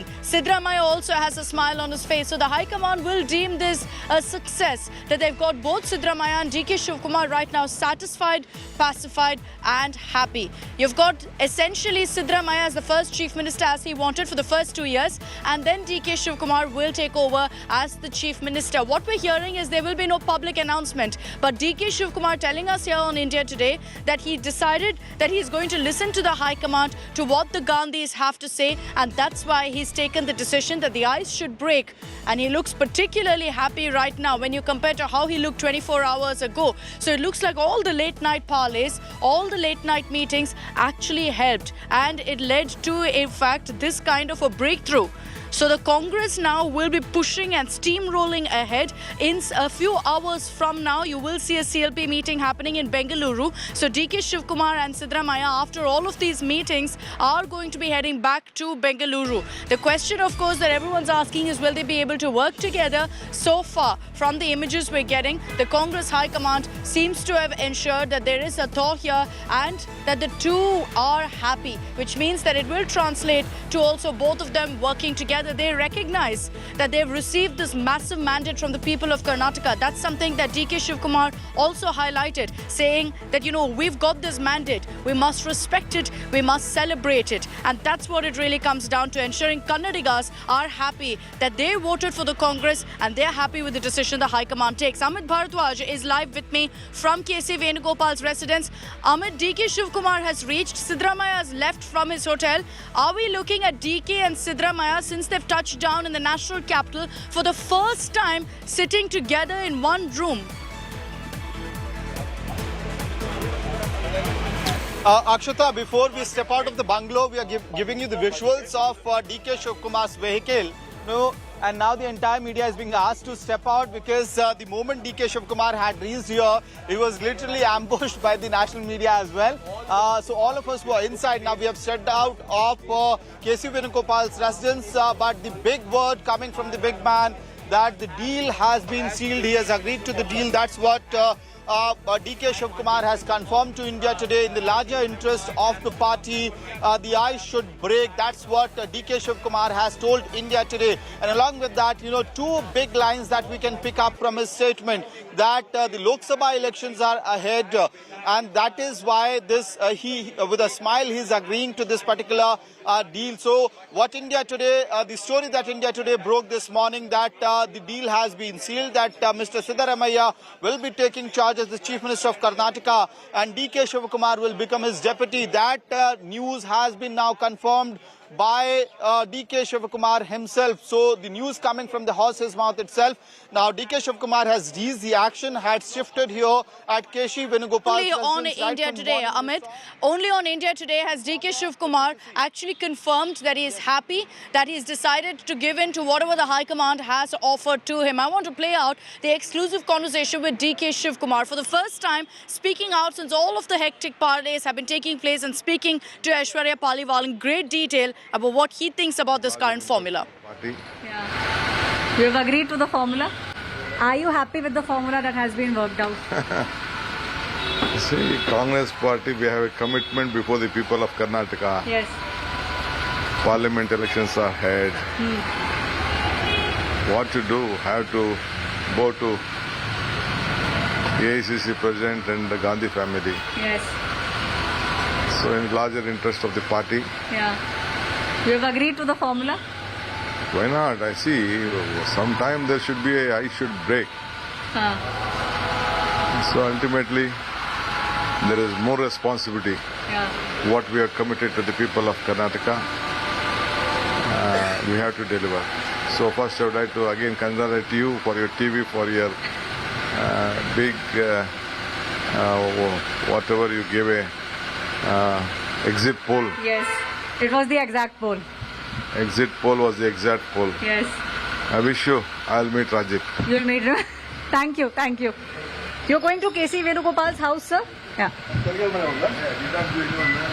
No, there are people there. Except I did not speak to anyone. One day I have to speak. Okay. Okay. Thank you.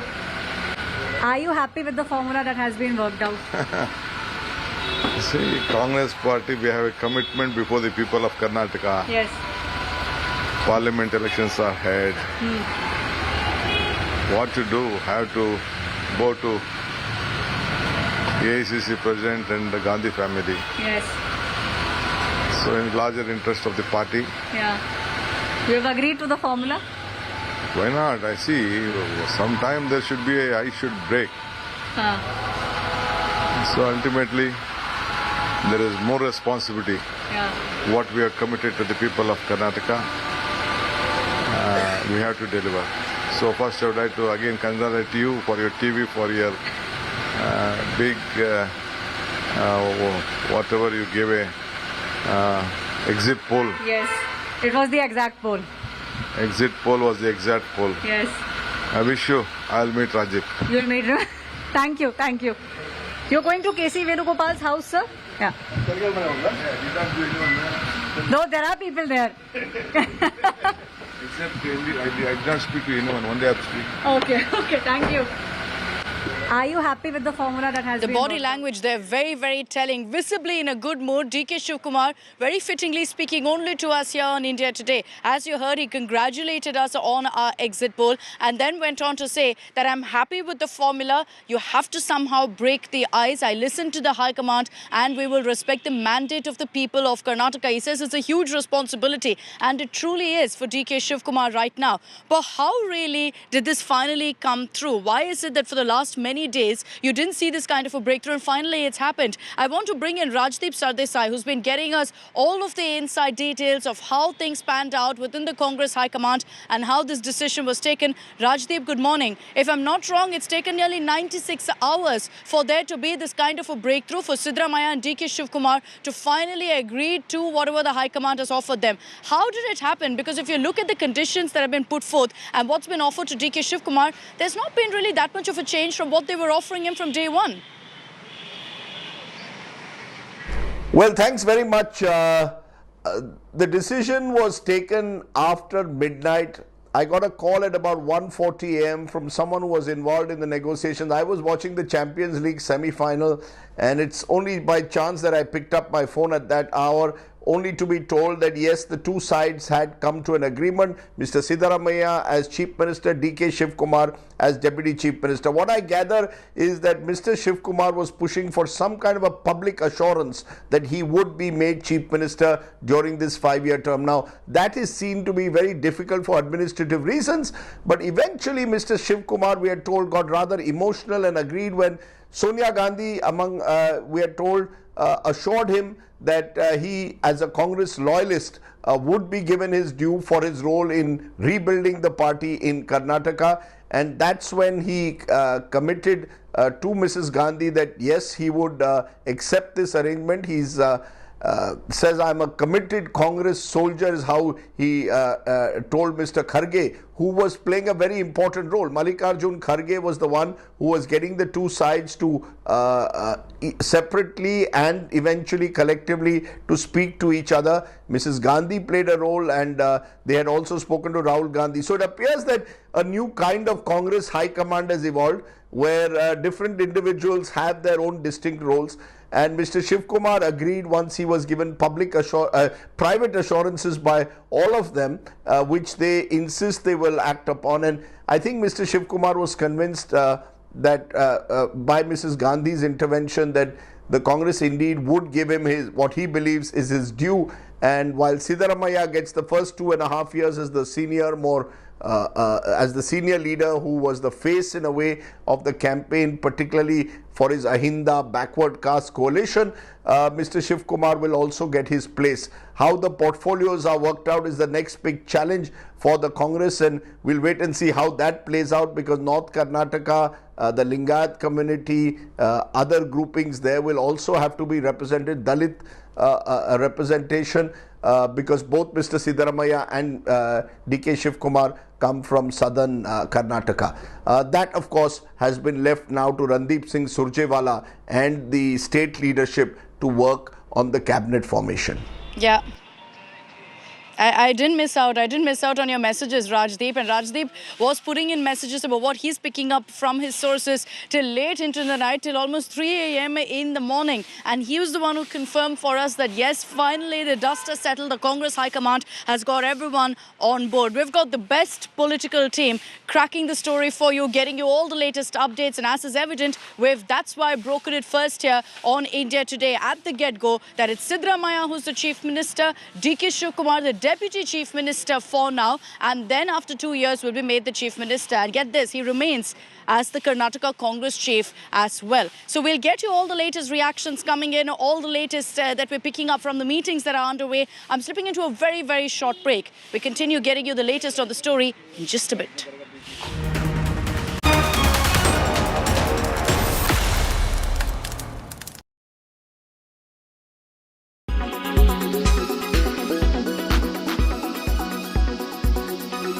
Unlisted, and perhaps that may change in the future. But let me ask you to expand on the capex. As we understand it, 2,000 crore already done or in the works, and another 3,000 crore announced. And there was a large deal with Tata Steel. So if you could just take us through all those plans. Sure, Siddharth. Thank you. So indeed, we've just signed a landmark deal for our company, INOX Air Products. It's a 1,300 crore deal for a 3,600 ton a day plant for Tata Steel. It's the expansion for the recently acquired Bhushan Steel. So they call it Tata Steel Meramandali. And that site is going through an expansion for which they need these industrial gases of oxygen, nitrogen, and argon. They've selected us to supply them on a long-term basis of 20 years. And for us, it's our single largest greenfield investment that we would be doing to date in a single site. It would also be, a single largest liquid manufacturing base in a single site across the country. We are currently present in about 54 operating locations in 17 states. So, we're extremely deeply penetrated. But this site will be a single largest site going forward as a single plant. Okay. And where else does the capex by 2025 pan out? So that we have about 10 different manufacturing sites, construction going on in parallel for 10 different sites. Some of them are for steel companies, some are on merchant plants, some are for solar PV fabs. It's a whole of glass companies. It's a very diverse set of customers that we have in diverse industries, because industrial gases are required pretty much in every manufacturing industry out there. And going forward, we are seeing a large demand in the semiconductor space, as well as the solar PV cell space, which is going to require a large amount of industrial and electronic gases.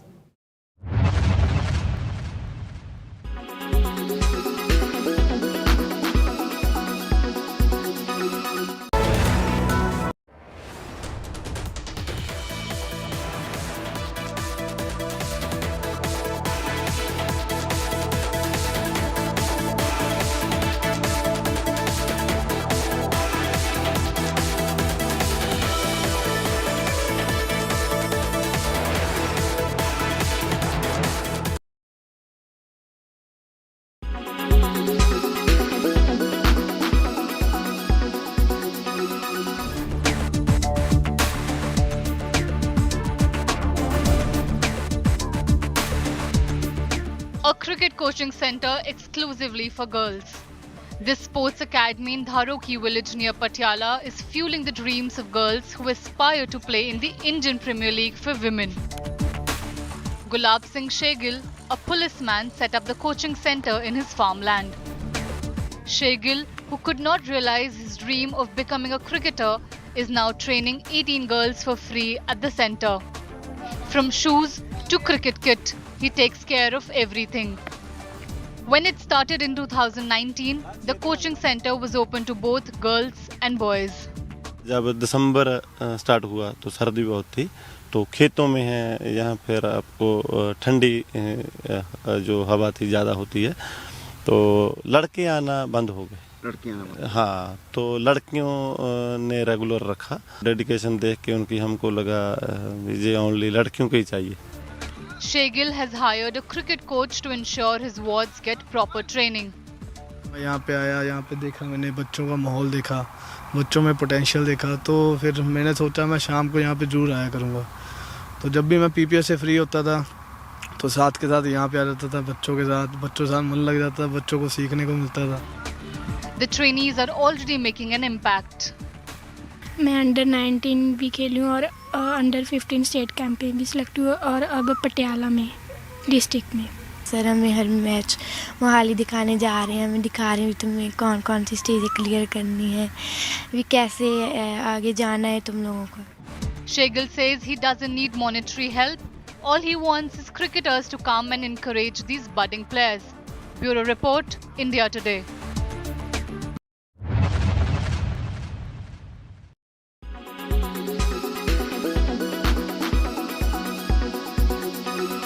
Why does this happen? Let me tell you the science behind it.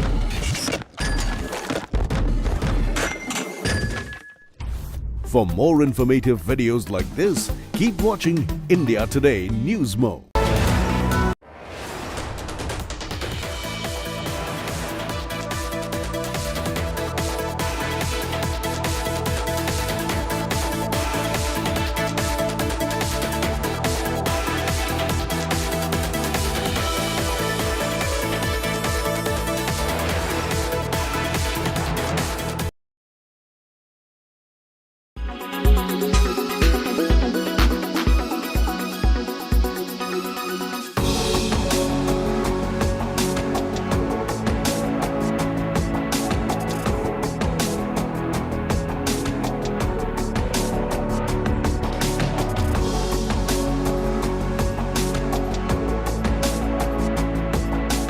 Summer has arrived earlier than expected.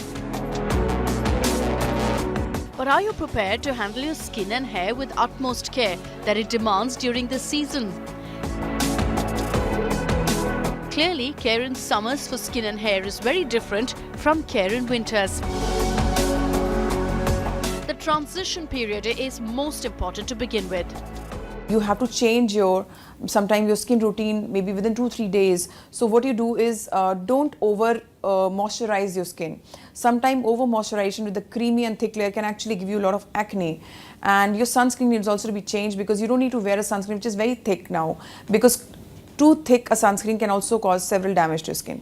So use a sunscreen which is right for your skin type. Now many of you can have a dry skin or oily skin or mixed type of skin. So choose a sunscreen right, research about your skin and go to a dermatologist. First, let's talk about the mistakes that people tend to make. We often neglect our hair. Since we can't apply sunscreen to our hair, it's essential to cover the hair as much as possible to prevent direct contact with the scalp and keep harmful UV rays away.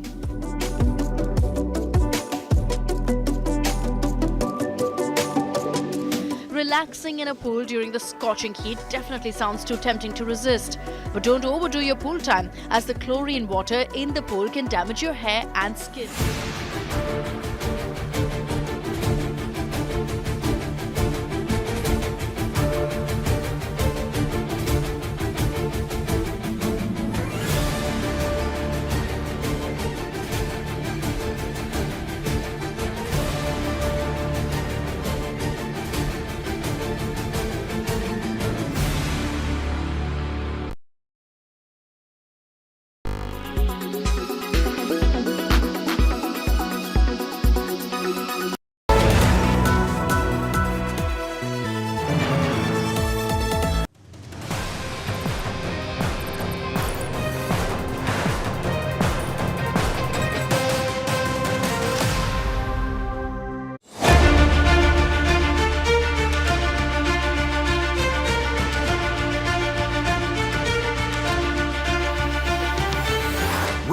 Chief Minister Siddaramaiah 48 hours before all. We broke Deputy Chief Minister DK 12 hours before all. You have agreed to the formula? Why not? I see. Sometime there should be I should break. We broke the Karnataka formula 72 hours before all. Is getting us the information that Siddaramaiah will be the next Chief Minister of Karnataka. I know a lot of you Kannadigas have been asking one question. Yaar aagtare mundina CM? We have that answer for you now on India Today. It's going to be Siddaramaiah. India's #1 political team is unrivaled. Every news break first on your channel. Keeping you ahead is our promise. The war has ended. India Today stands tall. Hello and welcome. Good morning. Namaskara. You're joining us live here on India Today. I'm Akshita Nandagopal joining you live from the national capital. I want to switch across to all the political action currently taking place. Siddaramaiah has just reached at KC Venugopal's residence, thereby confirming that both Siddaramaiah and Shivakumar are meeting for the first time here in Delhi together. And that shows you that there's finally been a breakthrough. Let's cut across live.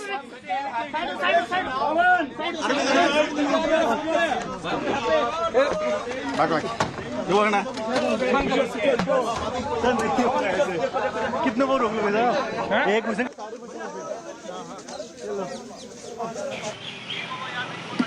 Okay, crazy media frenzy there, but Siddaramaiah clearly not speaking as of now. We'll try to get a word with him as well, considering we have the other big newsmaker, DK Shivakumar. We will try to get you Siddaramaiah also and what he has to say. He is the next Chief Minister of Karnataka. That much has been confirmed right now by the Congress High Command to us here on India Today. Akshay Dongre is joining us live this morning. Akshay, good morning. Siddaramaiah is at KC Venugopal's house. DK Shivakumar is also there. So first one-on-one meeting along with the High Command.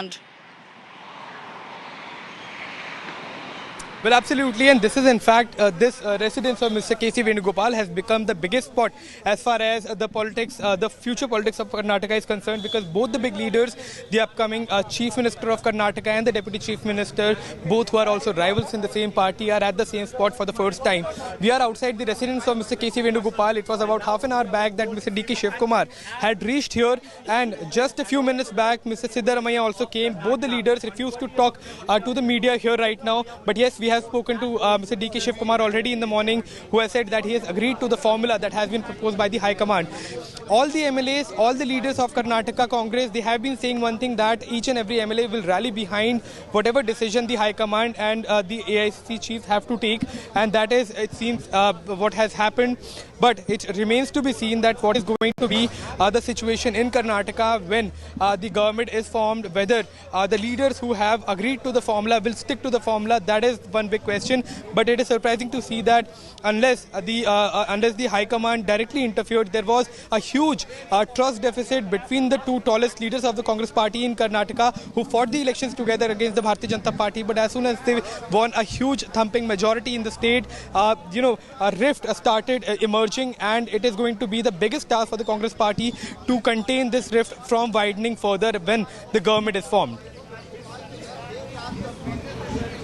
Okay, so at this point, the big breaking news that's coming in right now is that DK Shivakumar and Siddaramaiah both are at KC Venugopal's residence.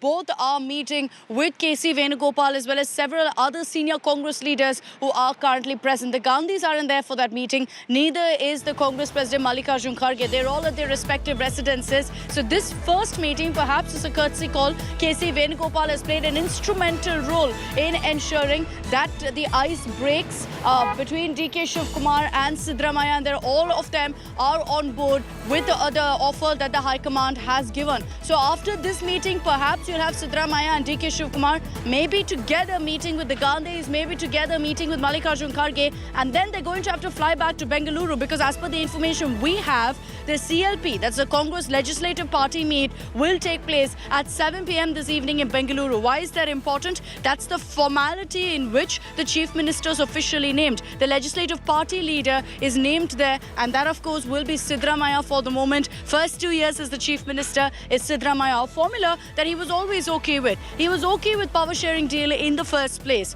but said that the first 2 years should come to me because age is not on my side. The High Command has listened to him, so his request has been taken into consideration. DK Shivakumar wanted the CM throne, wanted a full term. That's something the High Command couldn't give him, but they've said, look, we'll give you 3 years, and looks like they've given him an assurance as well, and that assurance reportedly has come directly from the Gandhis, which is why today he is a man with a smile on his face. Let me play out for you the conversation that we had with DK Shivakumar, the only channel to have him now, even as he's now figured out and given in to the High Command's decision of making him the Deputy Chief Minister.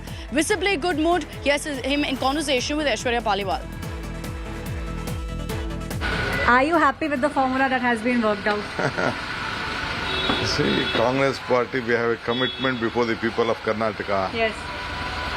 Parliament elections are ahead. What to do? Have to go to AICC President and the Gandhi family. Yes. So in larger interest of the party. Yeah. You have agreed to the formula? Why not? I see. Sometime there should be I should break. So ultimately, there is more responsibility. Yeah. What we are committed to the people of Karnataka, we have to deliver. So first I would like to again congratulate you for your TV, for your big, whatever you gave a exit poll. Yes. It was the exact poll. Exit poll was the exact poll. Yes. I wish you, I'll meet Rajiv. You'll meet him. Thank you, thank you. You're going to KC Venugopal's house, sir? Yeah. No, there are people there. Except I did not speak to anyone. One day I speak. Okay, okay, thank you. Are you happy with the formula that has been worked out? See, Congress party, we have a commitment before the people of Karnataka. Yes. Parliament elections are ahead.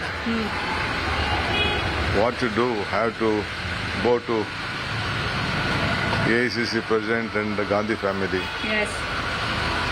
So in larger interest of the party. Yeah. You have agreed to the formula? Why not? I see.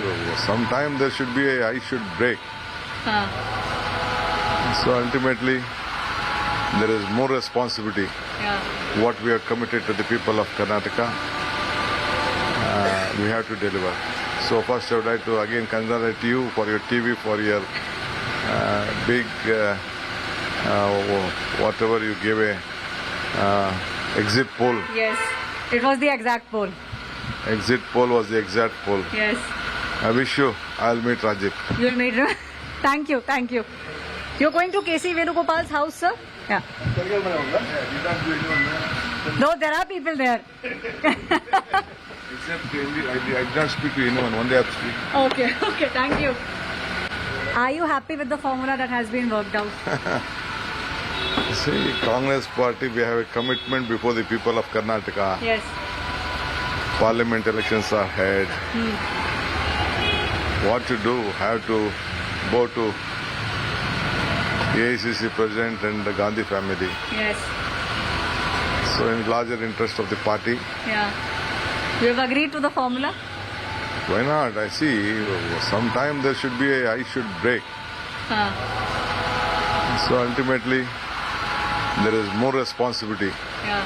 What we are committed to the people of Karnataka, we have to deliver. So first I would like to again congratulate you for your TV, for your big,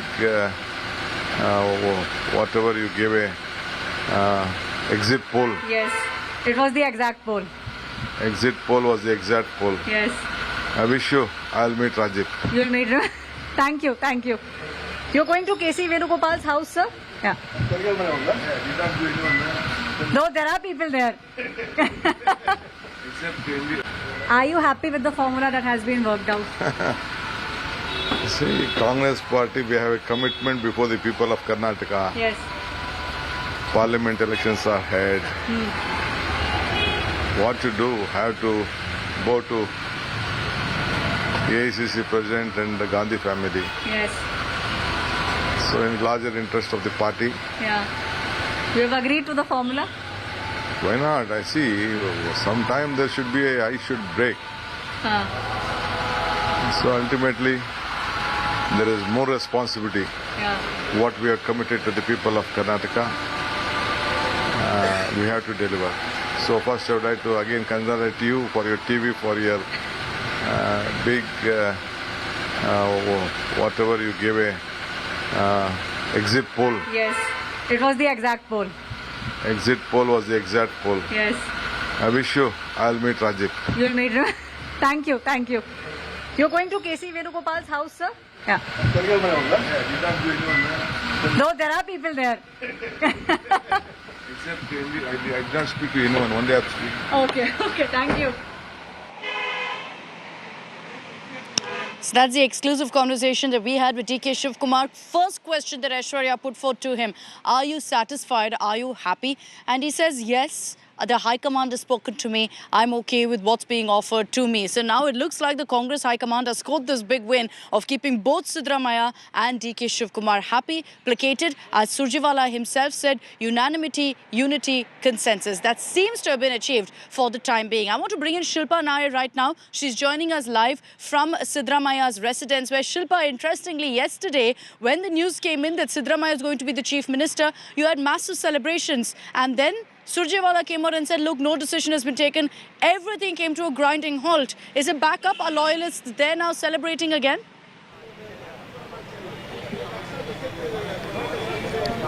Well, yes, Akshita. In fact, several of Siddaramaiah's supporters have gathered here, outside his residence. And in fact, we are reporting from outside the residence of the next Chief Minister of Karnataka, because it has now become official that Siddaramaiah will be the next Chief Minister. And I'm just going to speak to some of them here. They've all come from Gulbarga just to make sure Siddaramaiah becomes the Chief Minister. They said they want to see him as the Chief Minister, so we are here to support him. And they'll only go back to Gulbarga only once he takes oath as the Chief Minister. I'm just going to speak to them here. Sir, आप कब आए और क्यों आए यहाँ पे? मैं 2 दिन से आया हूँ इधर. जो हमारे कर्नाटक के जो पहली बार जो बने थे सिद्धरामैया साहब, उनका जो 5 साल का जो पूरा पीरियड था बहुत अच्छी तरीके से हो गया है. इसीलिए दोबारा दूसरे बार भी हम होना चाहिए बोल के हमारा इरादा था. उस इरादे से जो हमारे AICC के प्रेसिडेंट है मल्लिकार्जुन खड़गे जी ने सोच समझकर उनका जो नाम ऐलान किया है, हमें बहुत खुशी हो रहा है. हम उनका जो अधिकार स्वीकार करने का जो कंटिन्यूअस टुडे में है, परसों के दिन 20 तारीख को हम वो पूरा करके ही हम गांव जाएंगे. और ये अहिंदा का बड़ा लीडर है. हम सब लोग आए हैं गांव से, वहाँ पे 20-25 लोग और सब समाज लोगों को लेके चलने वाला बोले तो ये हमारे सिद्धरामैया साहब है. और ये जो कभी भी एक बोलने के बाद वो पूरा करने वाला सिद्धरामैया है. उनके जो 5 गारंटी है वो पहला वो कैबिनेट मीटिंग में. Shilpa, my apologies for interrupting right now, Shilpa. I will come back to the celebrations there, but I just want to briefly switch focus from all that's playing out in Karnataka to a big breaking news that's coming in of a union cabinet rejig. Let's take you through all the takeaways there. The biggest one is the change and the rejig in the law ministry. Kiran Rijiju has lost the law ministry. It's now gone to Arjun Ram Meghwal. He's been made the MOS Independent Charge of Law and Justice. Rijiju has been shifted out of the Law Ministry and made the Minister of Earth and Sciences. This is the big breaking news that's coming in. Kiran Rijiju, who in the last few months has always been, in fact, questioning the appointment of judges about the process that's being followed on that front, has now been shifted out of the Law Ministry. He's been made the Minister of Earth and Sciences. Arjun Ram Meghwal is now, in fact, MOS Law and Justice. So this is the big breaking news that's coming in. It's been officially notified from by the President of India. The notification says, as advised by the Prime Minister, the following reallocation has happened in the Union Council of Ministers. Paulami Saha is joining us live with more details on this. Paulami, good morning. The question everyone's going to be asking is, why was this done? Why has Kiran Rijiju lost the Law Ministry? Because everyone's going to read into it and say, perhaps the Prime Minister wasn't happy with his performance. That's right. That is going to be the question on top of everyone's minds as to why Kiran Rijiju suddenly in this rejig. Remember, this is just one allocation which has happened in this reject, which has been confirmed by the President's House to India today, that Kiran Rijiju has been moved to Ministry of Earth Sciences, that Arjun Ram Meghwal has been given independent charge as Minister of State for the Ministry of Law. This is the one reject notification that has come in. So why specifically Kiran Rijiju being moved out of the Law Ministry into the Earth Sciences Ministry? Remember that he has had this equation of love-hate with the judiciary since he, of course, took over the Law Ministry. There has been a sort of, a tussle of sorts with the judiciary as well, where he's shared platforms with them, where he's tried to, of course, try and reach out to the judiciary, but then there have been statements which have gone against the Law Minister. So amid all of that, this particular and one reject and one notification coming in from the President's House confirming that upon the advice of the Prime Minister, this reject has been made. This is going to raise several questions. Arjun Ram Meghwal, of course, is a Minister of State at the moment in the Union Council of Ministers. He, in fact, holds MOS Parliamentary Affairs at the moment and MOS Culture at the moment. Parliamentary Affairs, of course, being the more important portfolio where he plays deputy to Prahlad Joshi. For him to be given independent charge of the Law Ministry, that is a huge leg up as far as Arjun Ram Meghwal is concerned. Very critically, of course, we have to know that Mr. Meghwal comes from the state of Rajasthan. He represents the constituency of Bikaner. At a time that Rajasthan is going to pose by the end of this year, Akshita, that is, of course, one big sort of move that this government has made towards giving someone a higher portfolio, higher representation in the Union Council of Ministers who hails from the state of Rajasthan. Some even, in fact, look at Mr. Meghwal as possibly, someone who could be groomed for the future as far as the Bharatiya Janata Party is concerned. We do know that as far as the BJP is concerned, Vasundhara Raje Scindia holds quite the grip over the state unit in BJP as far as BJP is concerned. But there are those who, in fact, harbour ambitions to, in fact, occupy the Chief Minister's chair if the BJP were to come to power in Rajasthan. That includes Gajendra Singh Shekhawat, who is, of course, a member of the Union Council of Ministers himself. And that also includes Arjun Ram Meghwal, who has, in fact, been someone who the Prime Minister has favoured a lot. The Prime Minister approves of his work, his working style, and, of course, his very amiable nature. Arjun Ram Meghwal holds deputy charge in parliamentary affairs simply because of the fact that he is of very amiable nature. He can cut across party lines and talk to a lot of party leaders, MPs from across parties in order to get them on board when the government is bringing crucial and critical bills to the floor of both houses of parliament. So clearly someone who has been in the good books of the Prime Minister and now being given a leg up. But Kiran Rijiju being moved out of Law Ministry, someone again who was seen rising up as far as the echelons of power within the Union Council of Ministers. This NDA government since 2014 was concerned, going from MOS Home to, of course, holding independent charge of the Law Ministry and now being shunted out to a ministry which obviously everyone knows is not a high-profile ministry. It's a very low-profile ministry. Follow me, stay with me. I also want to bring in our National Affairs Editor, Rahul Srivastava. Rahul, am I wrong in referring to this as a demotion? And is it correct to use the word shunted out right now for Kiran Rijiju being moved out of the Law Ministry and being made the Earth Sciences Minister? See, if one measures on a scale of significance and wealth, the Earth Sciences Ministry in any Council of Ministers will be considered lower than the Earth Sciences Ministry. It's not been a very significant ministry. And in that scenario, one can definitely say that something has gone wrong vis-a-vis Mr. Kiran Rijiju. Though Mr. Meghwal's promotion will send a signal in Rajasthan which gets into poll. But Meghwal's positioning... Rahul, my apologies for interrupting you. I'll come back to you. I just want to bring in Priyanka Chaturvedi, who's joining us on this broadcast. Priyanka, good morning. What do you make of this development? No major reshuffle, just one change. Kiran Rijiju taken out of Law Ministry and made the Earth Sciences Minister.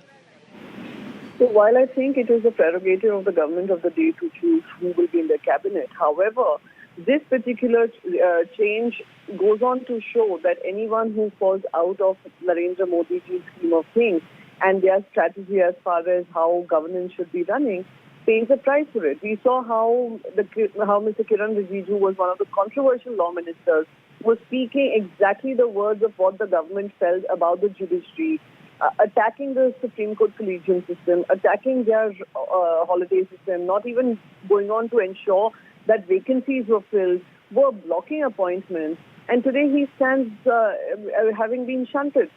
Having said that, the other point of trying to tame the judiciary is a charge which has been levied on this government repeatedly, and the way the law minister spoke indicated the same. I think it is a fallout of the Maharashtra government order, which has ensured embarrassment and reprimand for the BJP, as well as what is happening with the the Adani investigation, where SEBI is embarrassing. If you look at that judgment, Priyanka. If you look at that particular judgment, it ultimately went in the favor of the BJP Shinde government in Maharashtra. You're saying that maybe Kiran Rijiju has fallen out of favor with the Prime Minister, with Narendra Modi. But also, you've also highlighted how Rijiju has said exactly what the BJP government has said all along, questioning the Supreme Court collegium system. Yes, allow me to complete. As much as you may think that the judgment has gone in the favor of the Bharatiya Janata Party in Maharashtra, this is a spin which is coming from the BJP. Let me also tell you that the very foundation of this government has been declared illegal by the Supreme Court. Whether it is the whip, whether it is the floor leader, everything, whether it is the trust vote, has been declared illegal and unconstitutional.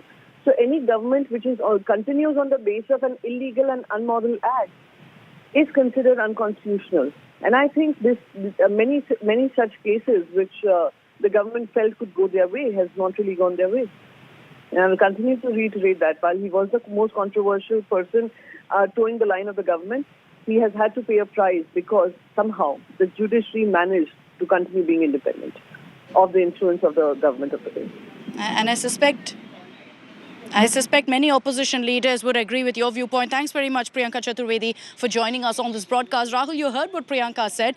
Most of the opposition leaders will say this, that, Narendra Modi wasn't in favor of Kiran Rijiju because there were some judgments that didn't go in the BJP's favor.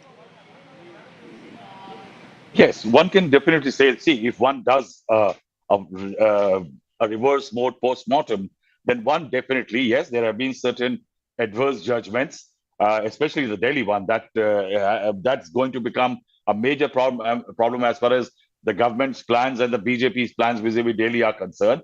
I think also there is a very important contributing factor is the kind of statements that Mr. Rijiju made over the last, I think, 1 year, in which there was a certain degree of confrontation or friction emerging between the judiciary and the legislative.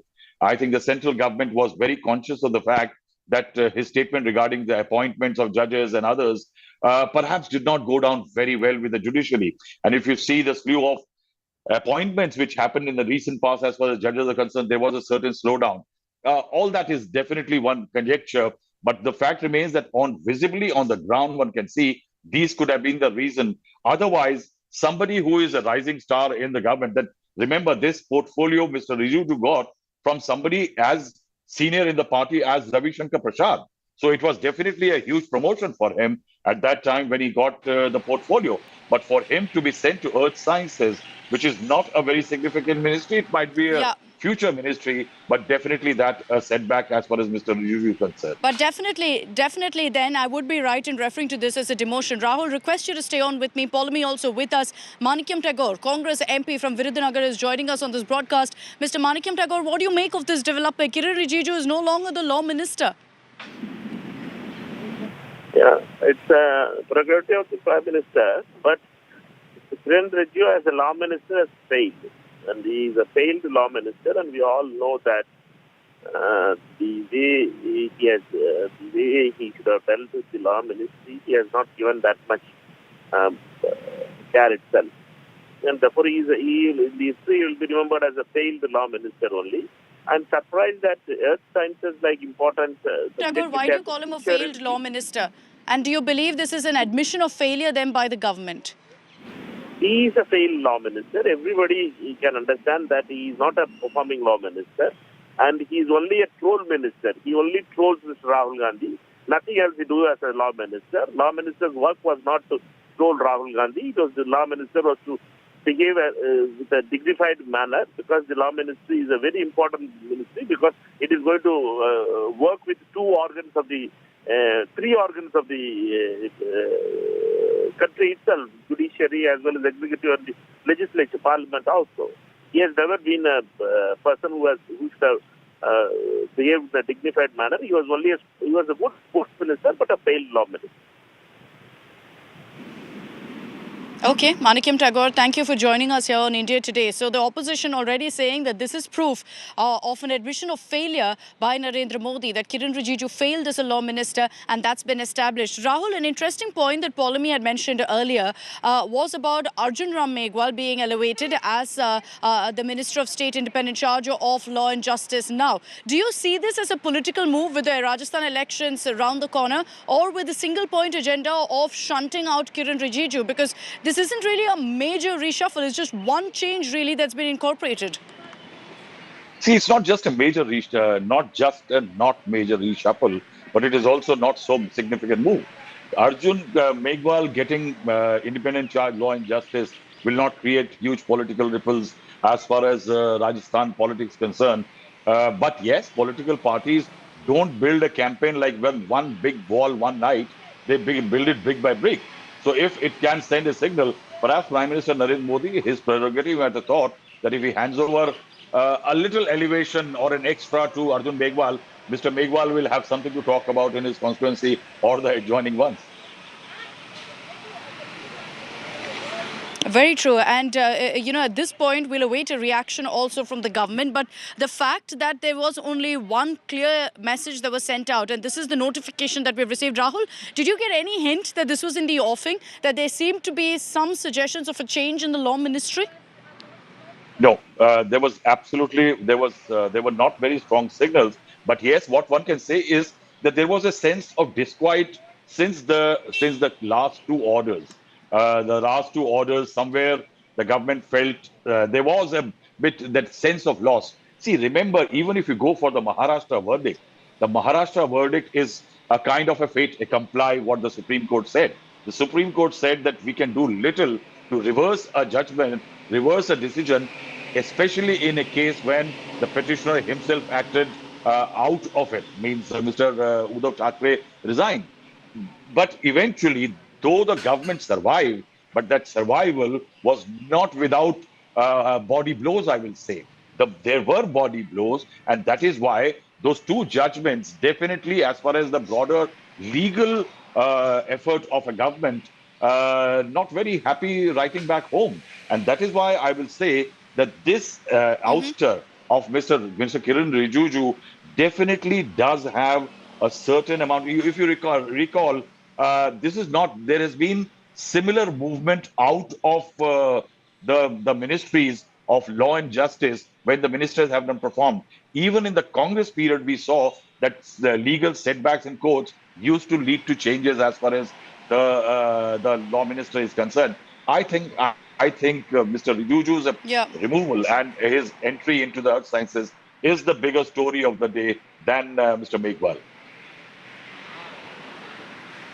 Okay, all right. But the clear message is, from what you're telling us, Rahul, that this is perform or perish. When you look at how really ministers in this particular Ministry of Law and Justice have been shunted out the moment they let the ball drop. Is that the case also for Mr. Kiren Rijiju? Aishwarya Paliwal is joining us live this morning from outside Kiren Rijiju's residence. Let's call it as it is. Aishwarya, this is a demotion for Mr. Rijiju, and this is clearly the Prime Minister or perhaps the government not happy with his performance as Law Minister.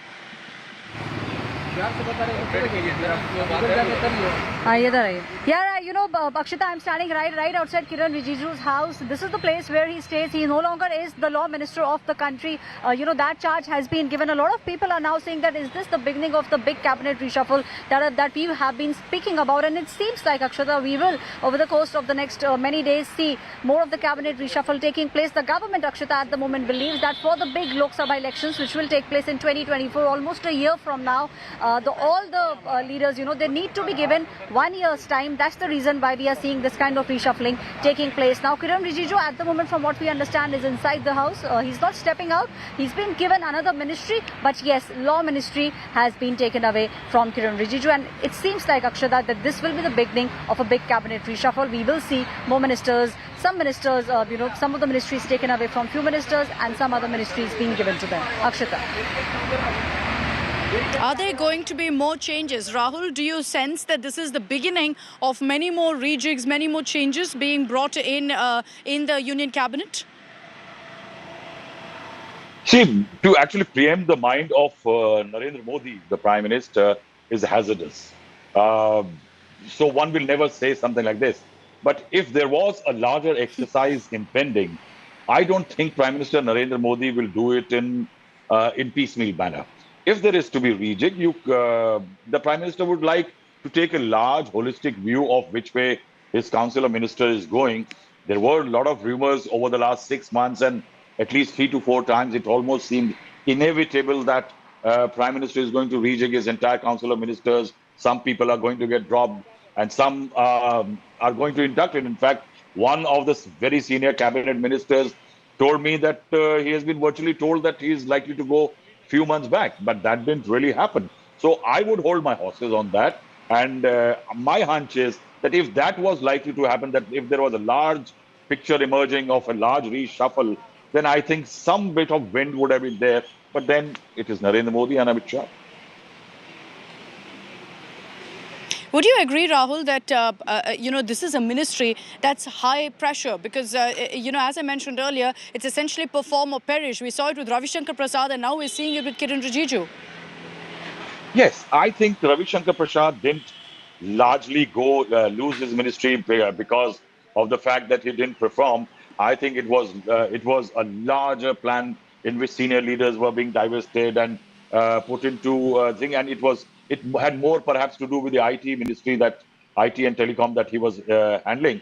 But the fact is that if you recall, it's not just Ravi Shankar Prasad. I recall that even Mr. Sadanand Gowda didn't do very well, and he had problem with the judiciary. In fact, I recall one function in which President of India was to be there. It was a Supreme Court function where the law minister was missing, and law minister, the Council of Ministers works at the pleasure of the President of India.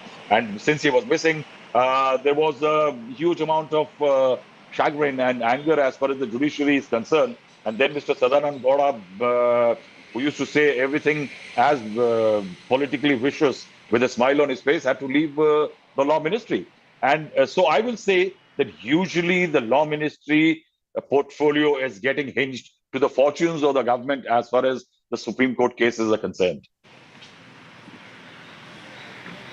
Okay, lots of interesting political developments coming in from the national capital. On one hand, you have all that's playing out with Karnataka, and on the other, this surprise announcement. I can tell you for everyone right now in the media, this came completely out of the blue. No one saw us coming, as is the case always with the Narendra Modi government. Sudden announcement that's been made that Kiran Rijiju has been shifted out of Law Ministry, is now the Earth Sciences Minister. We're going to track the latest on this and also get you the latest on Karnataka. Rahul and Aishwarya, stay on with me. I'm slipping into a very short break. We'll be right back with all the big political headlines.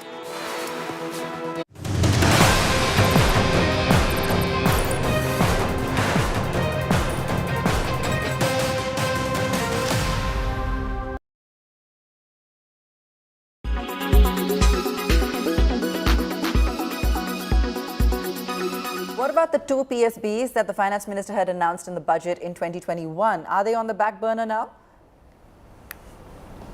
Yes, not very hopeful of the fact if government, that is Ministry of Finance along with Niti Aayog, will get back to the list that they had jotted down, in fact, which also includes the mega 2 privatization of public sector banks, which was also announced by Finance Minister Nirmala Siddaramaiah in 2021 during the Union budget, followed by Niti Aayog then drafting a plan of action that would go to DPAM. But it looks unlikely because top sources in Ministry of Finance have told us that government is not looking to take up bank privatization or privatization of new CPSCs, which is the central public sector entities, until general elections, that is in May 2024. What's the update on the IDBI bank sale, Karishma? What's the cause of concern? In terms of Deepam, rather government looks very hopeful and positive. The affirmation stands of the fact that the due diligence is still undergoing. In fact, we are also being told that government is looking to call for the financial bids by September this year. They're looking to at least complete the financial bid process and due diligence and open the data room in the first half of this year, followed by which the transaction could conclude before next March. Let's not forget it's a mega share of 60% that government and LIC together are looking to sell.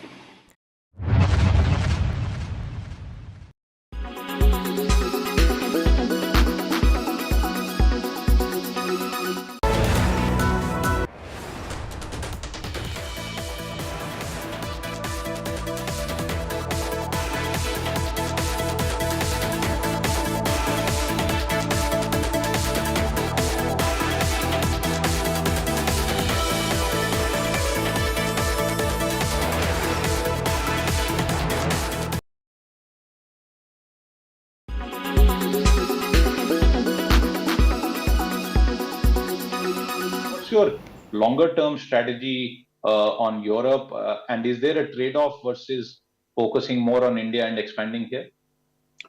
So, Siddharth, the situation in Europe needs to be understood, in a slightly more detailed level, right? You have the Dutch assets, operations in Netherlands, which is 70% of our European footprint, is a pretty strong asset.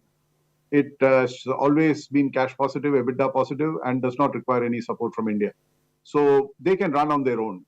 Okay, so we are less concerned about that. We've had a couple of bad quarters. We will have one more bad quarter simply because there's a blast furnace relining which is going on there. In Q3, Q4, we were hit by higher energy costs, etc.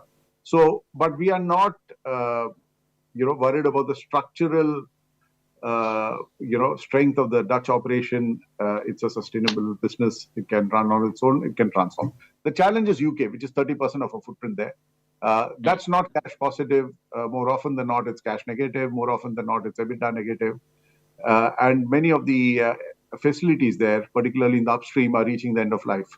So the clock is ticking on that one. So that's a call we'll have to take during this year or latest by next year.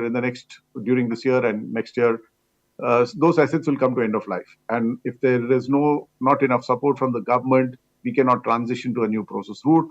The cash flows from the business don't support any more investments than we've made already there. So that's the challenge. To go back to your fundamental question, does this impact our growth in India? The answer is no, because like I said, the growth in India is taken care of by the cash flows in India, which are very strong.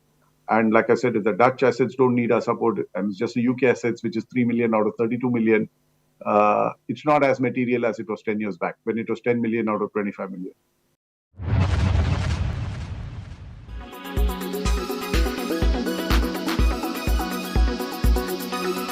Why does this happen? Let me tell you the science behind it.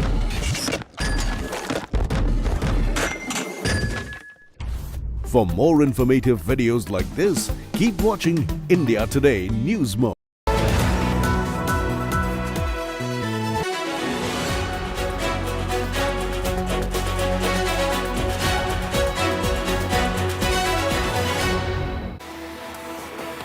Welcome back. We're getting you a non-stop coverage on what's playing out in Karnataka. Who will be the Chief Minister? We have that answer for you. Siddaramaiah is going to be the Chief Minister for the first 2 years, and then it's DK Shivakumar. So a compromise formula has been worked out right now. And DK Shivakumar has made his emotions clear right here on India Today. For the first time speaking out amid all of the talks, the parlays and the stalemate that we've been witnessing in the national capital, DK Shivakumar, speaking to Aishwarya Paliwal, has said very clearly that the ice had to break. We will work because we've got the mandate of the people of Karnataka, and seemed to be clearly happy with what he's been given. What has he been given? Deputy Chief Minister for the moment, and he will be the only Deputy Chief Minister. That was the conditions he put forth for the first 2 years. He will also hold the role and the responsibility of the Karnataka Congress Chief besides being the Deputy CM. So that's a big win for him. And then after 2 years, he will become the Chief Minister of Karnataka. Let me quickly play out that conversation exclusive to India Today. Are you happy with the formula that has been worked out? See, Congress party, we have a commitment before the people of Karnataka. Yes. Parliament elections are ahead. What to do? Have to go to AICC President and the Gandhi family. Yes. So in larger interest of the party. Yeah. You have agreed to the formula? Why not? I see. Sometime there should be I should break. So ultimately, there is more responsibility. Yeah. What we are committed to the people of Karnataka, we have to deliver. So first I would like to again congratulate you for your TV, for your big, whatever you gave a exit poll. Yes. It was the exact poll. Exit poll was the exact poll. Yes. I wish you, I'll meet Rajiv. You'll meet him. Thank you. Thank you. You're going to KC Venugopal's house, sir? Yeah. No, there are people there. Except I did not speak to anyone. One day I've speak. Okay, thank you. Are you happy with the formula that has been worked out? See, Congress party, we have a commitment before the people of Karnataka. Yes. Parliament elections are ahead. What to do? Have to go to AICC President and the Gandhi family. Yes. So in larger interest of the party. Yeah. You have agreed to the formula? Why not? I see. Sometime there should be I should break. So ultimately, there is more responsibility. Yeah. What we are committed to the people of Karnataka, we have to deliver.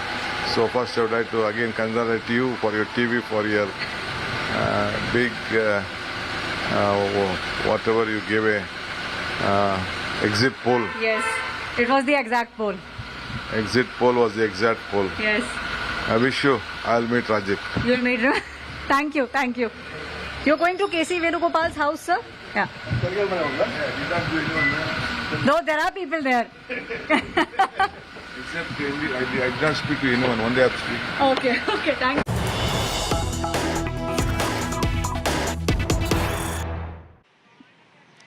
So DK Shivakumar seems visibly content right now, saying that the High Command has given this to me and I'm okay with it. But interestingly, there are many within his camp who are saying that we've had to settle and we're not happy about that. Congress MP from Bengaluru rural, DK Shivakumar's brother DK Suresh, has now spoken to India Today and very clearly expressed that he is not happy. He's saying we're having to settle because of the High Command telling us to do so. Is this mind games on the part of the DK camp, that while DK Shivakumar heeds the party High Command and says that, look, whatever you want, I'll do, he gets some of his supporters to speak out saying that this isn't enough. Let's play out for you that conversation with DK Suresh. Final decision आ गया और क्या आया है, आपको क्या जानकारी है? Well, everything is, I think, already briefed by the General Secretary or AICC office. It has been decided. Siddaramaiah is the new Chief Minister of Karnataka. That has been decided. Some formula they have worked out, it seems. I don't know full exactly what is this thing. You have to ask our AICC General Secretary or Mr. Siddaramaiah. You have to ask what is the modality they have find out. क्या खुश हैं sir आप लोग जो ये decision हुआ है? Personally, I am not happy, but in the interest of the Karnataka, what we have promised to the people of Kannadigas, we have to go assure them, we have to give them support, we have to give the good governance. In that occasion, we have to accept everything. Similar line to DK Shivakumar in the sense that they've said the reason we've agreed, the reason we've conceded right now to the High Command is because we want to work for the people of Karnataka right now and we want to respect the mandate that the people have given us, has given the Congress right now. But how has this tussle between two heavyweights of the Congress party really played out, between DK Shivakumar and Siddaramaiah, and what's the end game now? What's been finalized? Paulami Saha is getting you those details. I'm handing it over to her in the newsroom. Right, thank you, Akshuta. So this is how it played out. This is how the Congress High Command, quote unquote, arrived at their final decision that Siddaramaiah would be Chief Minister and DK Shivakumar would be Deputy Chief Minister. As far as Siddaramaiah is concerned, he of course was picked because he has a clean image, no corruption cases against him. Remember, there are cases against DK Shivakumar. The Congress was wary of that corruption taint on DK Shivakumar. Siddaramaiah also steered the Congress to a mega comeback in Karnataka. That was also something which in fact worked in his favor as the Congress decided on his name finally. In fact, DK Shivakumar has limited connect with the masses is what the Congress understood as far as Siddaramaiah is concerned. His popularity is across several communities despite him hailing from the Kuruba community. That worked in his favor as well as far as the Congress's final decision was concerned. With DK Shivakumar, lesser mass appeal and experience than Siddaramaiah. Remember, Siddaramaiah is older than DK Shivakumar. He has much experience as far as the electoral battlefield is concerned. As far as Siddaramaiah is concerned, he is seen as a mass leader. He has vast experience.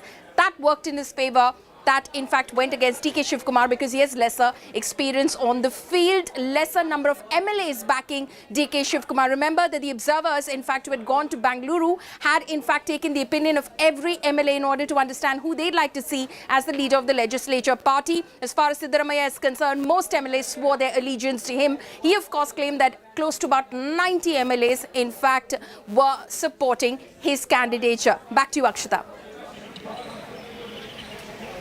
Thanks very much, Pauline, for getting us those insights right now. I want to hand it over now to Shilpa Nair. She's joining us live from outside Siddaramaiah's residence in Bengaluru. As I mentioned earlier, Shilpa, you know, they put a full stop to the celebrations yesterday when the Congress seemed to suggest they're still having talks. They haven't finalized anything just yet. But now it looks like the celebrations have kicked off again outside Siddaramaiah's residence.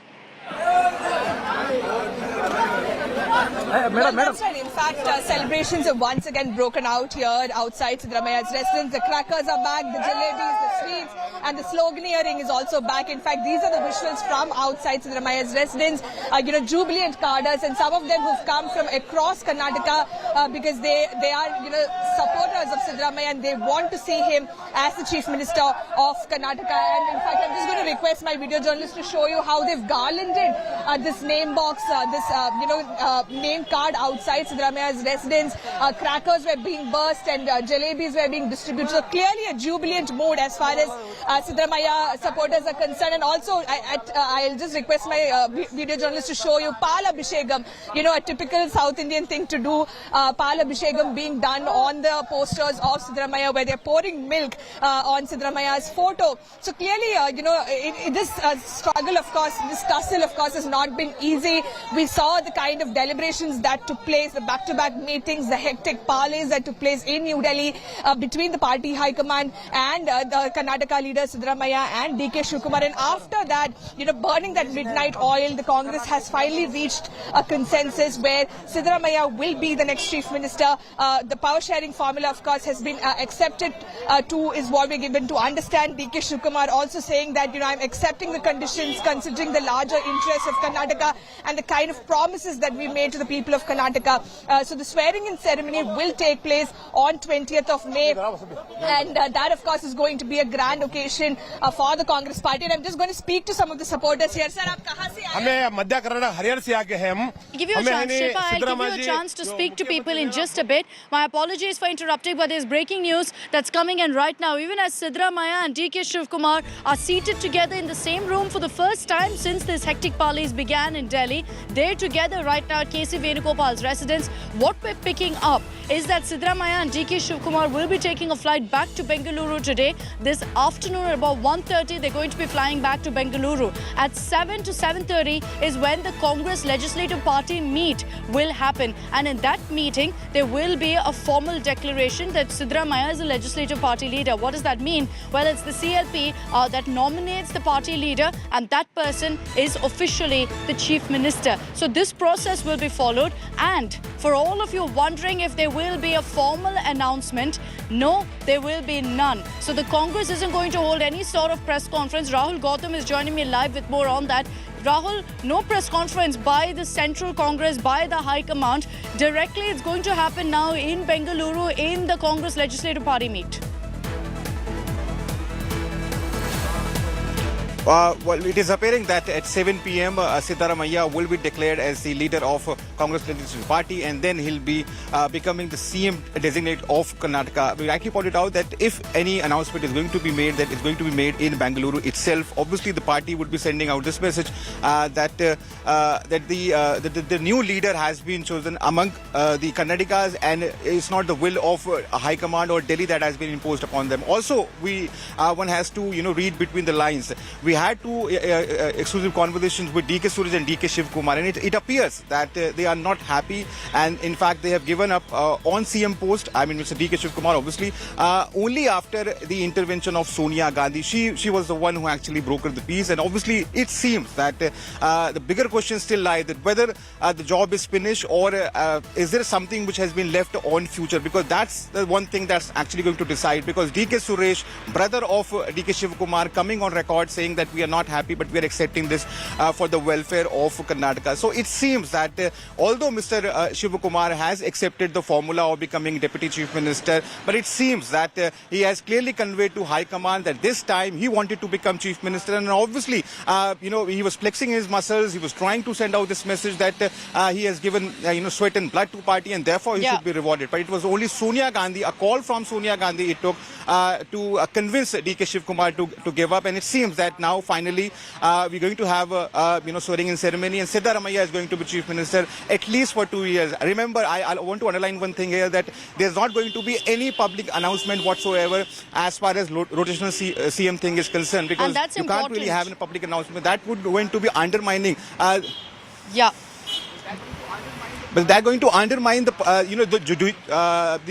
authority of bureaucracy, and also the authority of the first tenure Chief Minister. Because if somebody would know that he's going to be removed and this guy is going to become the next Chief Minister, obviously it's going to create confusion. And therefore, in order to avoid that situation, no public announcement would be made.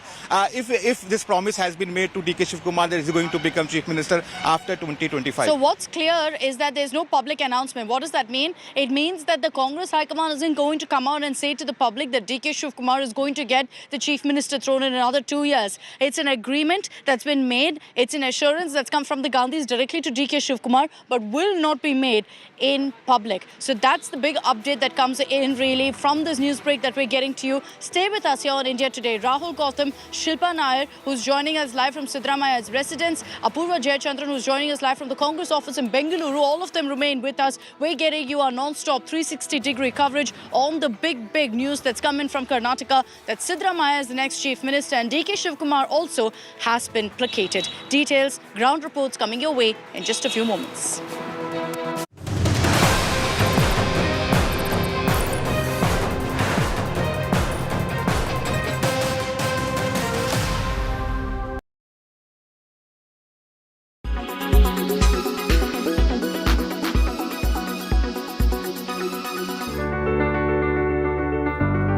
Let's give you a sense of the kind of fruits that you should be eating during this time.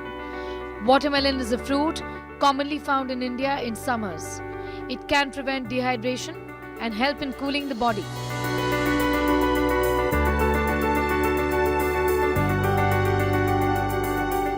Cucumbers contain a high amount of water. High in fiber, it can help relieve constipation. It's a fantastic summer companion.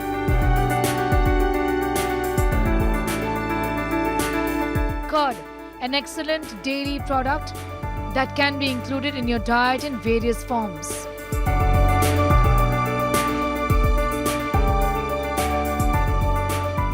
Citrus fruits, rich in vitamin C and help in hydration. They act as a cooling agent. They include oranges, lemons, limes, grapefruit and other citrus fruits. Coconut water. Indian summers are synonymous with our regular nariyal pani. It hydrates your body, balances the temperature, generates electrolytes and helps in cooling. Buttermilk contains probiotics, vitamins and minerals that helps your body cool in hot temperatures. Lemon juice rich in vitamin C can help lower body temperature. It moisturizes and oxygenates the body, helps in improving the energy levels.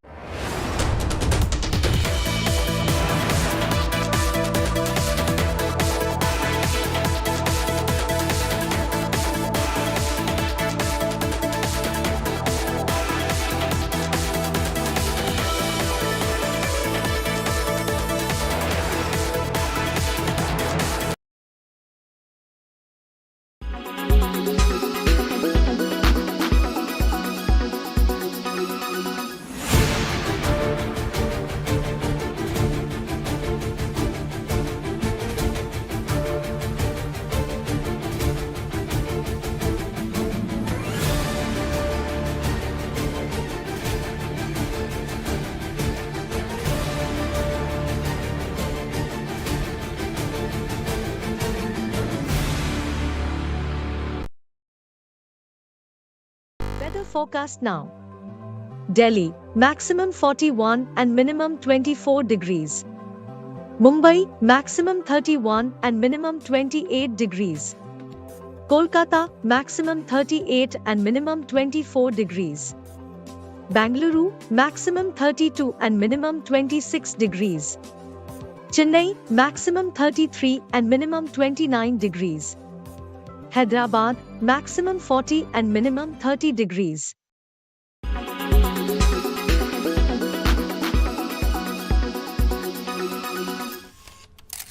Kerala's public health. All political parties traveling from different parts. Armed with facts, Looking at political back. she takes the news by its horns. Do you think the future of these students are not hampered? Fierce, bold, and direct, setting the tone for the biggest stories from every corner and every angle. Expect nothing but the unfiltered truth. News first, niceties later. Watch me, Nabila Jamal, on India Today. Make your media plan smarter with India Today Live TV on your connected devices. Amplify your brand with 100 million smart internet viewers. To advertise, mail us at sales@aajtak.com.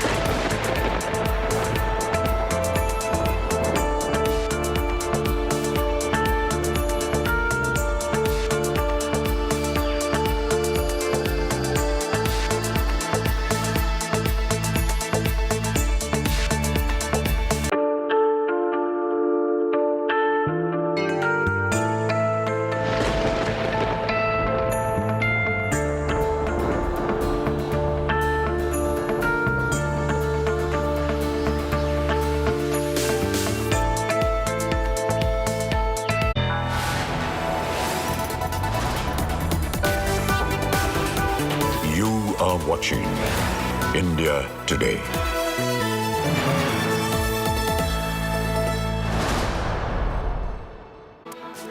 Good morning and welcome to India Today. I'm Paulami Saha and these are the headlines we're tracking at the top of this hour. DK Shivakumar confirms power sharing pact only on India Today. After climb down, DKS admits he agreed to split CM formula in the best interests of the party. Sometime there should be a I should break. What to do? Have to go to AICC President and the Gandhi family. Siddaramaiah to become new Karnataka Chief Minister. DK Shivakumar to become Karnataka Deputy CM. Swearing-in ceremony to be held on May 20th.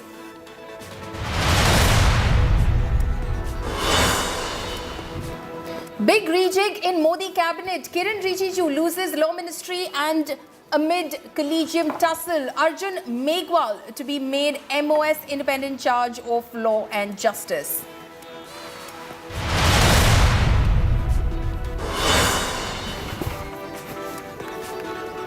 US court allows extradition of 26/11 terror attack accused Pakistani origin Canadian businessman Tahawur Rana to India.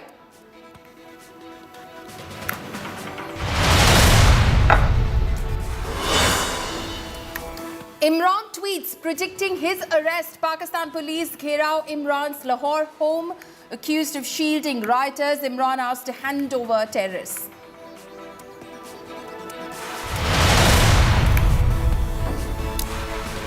It's a huge setback for Union Minister Kiren Rijiju. In a cabinet rejig, Kiren Rijiju has been removed as Union Law Minister. Kiren Rijiju has been demoted and appointed as new Earth Sciences Minister. Minister of State Arjun Ram Meghwal replaces Kiren Rijiju with independent charge of the Law Ministry. Now, the decision comes days after the centre faced back-to-back legal setbacks in the Sena versus Sena war and control over services in the national capital. Meanwhile, the opposition didn't waste time in taking a jibe at Rijiju's removal. Sena Uddhav Thackeray faction member of Parliament Priyanka Chaturvedi took to Twitter and asked whether the decision was taken after Maharashtra judgment embarrassment. Congress leaders, in fact, also took a dig at the centre's decision, this including Manikam Tagore as well. And there was Kapil Sibal who attacked, in fact, this rejig as well. It is the prerogative of the government of the day to choose who will be in their cabinet. However, this particular change goes on to show that anyone who falls out of Narendra Modi's scheme of things and their strategy as far as how governance should be running pays a price for it. We saw how Mr. Kiren Rijiju was one of the controversial law ministers, was speaking exactly the words of what the government felt about the judiciary, attacking the Supreme Court collegium system, attacking their holiday system, not even going on to ensure that vacancies were filled, were blocking appointments, and today he stands having been shunted.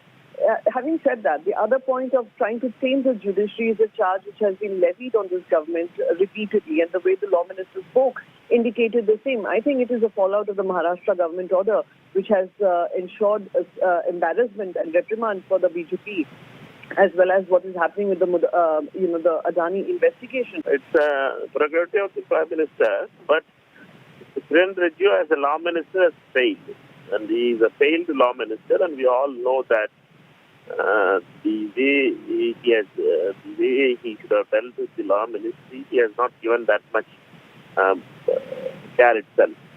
And therefore, in history, he will be remembered as a failed law minister only. Then everybody can understand that he is not a performing law minister, and he is only a troll minister. He only trolls Mr. Rahul Gandhi. Nothing else he do as a law minister. Law minister's work was not to troll Rahul Gandhi. It was the law minister was to behave with a dignified manner, because the law ministry is a very important ministry, because it is going to work with three organs of the country itself, judiciary as well as executive and the legislature, parliament also.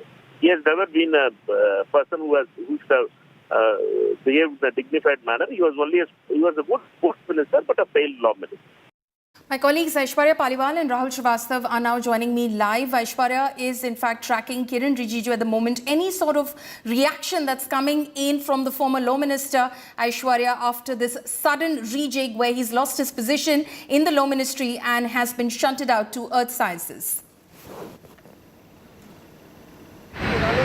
Well, Paul, let me tell you, there has been, a lot of movement, a lot of people, have been going inside, a lot of people have been coming out. But as far as any comment is, if we speak about the comment, apart from changing his Twitter profile, Kiren Rijiju is mum on what exactly has happened. And if you remember, this is exactly how even Ravi Shankar Prasad had reacted the last time, we saw the cabinet reshuffle take place. And that a very similar thing is now happening with Kiren Rijiju. Apart from changing the Twitter profile, Paulami, at the moment, no statement, no comment coming out from Kiren Rijiju.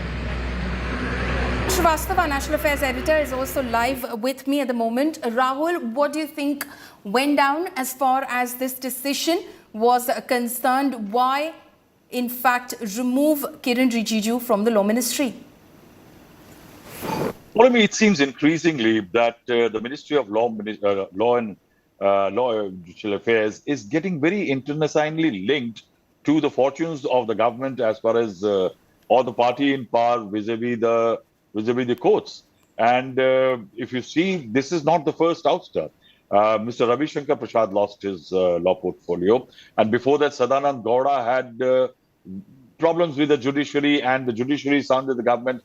There was one incident especially which I recall, which didn't go very well for Sadanand Gowda, was the incident when there was a Supreme Court function in which there was President of India going to be the chief guest, and Siddaramaiah didn't make it to that function. and it caused certain red faces in the government, and Mr. Gowda was asked to leave.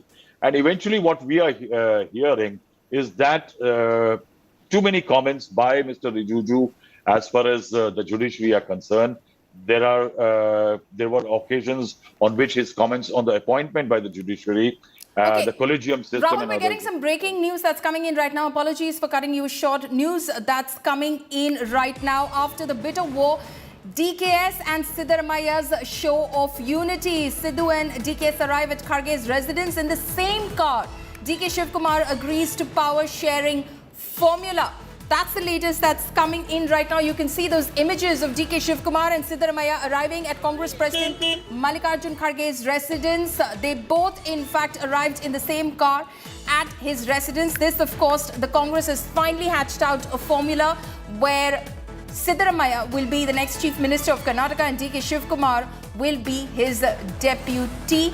You can see those images of leaders who are gathered over there. DK Shivakumar on your screens right now. He arrived there just moments ago with Siddaramaiah, the first appearance of the two leaders together arriving at Mallikarjun Kharge's residence in the same car.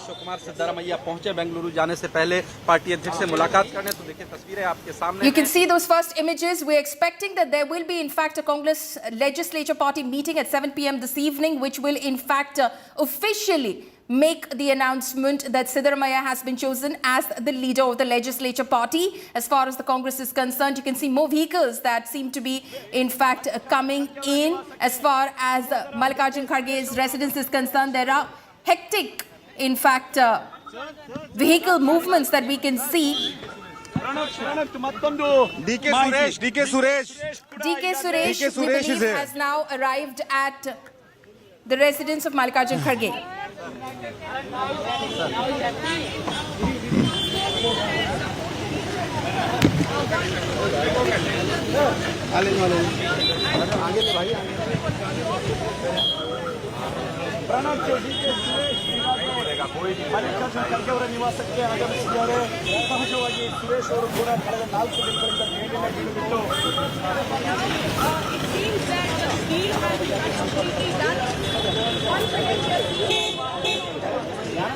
Okay, so DK Shivakumar's brother, DK Suresh, has also arrived at Mallikarjun Kharge's residence. Earlier, you saw those images also on your screens of DK Shivakumar and now the Chief Minister in waiting of Karnataka, Siddaramaiah, who arrived at Mallikarjun Kharge's residence in the same car. We're expecting that a Congress Legislative Party meeting will take place at 7 p.m. today, where the formal announcement will be made and there will be a swearing-in ceremony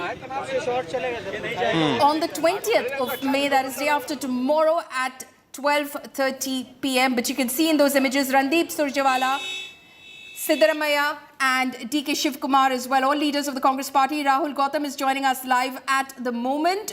Rahul, so a show of unity there by DK Shivakumar and Siddaramaiah travelling in the same car, arriving at Mallikarjun Kharge's residence. So Congress, of course, now saying that all the sort of hectic parleys and everything that went down has been buried, the hatchet has been buried, and now there is a power sharing formula that they've arrived at and all is settled.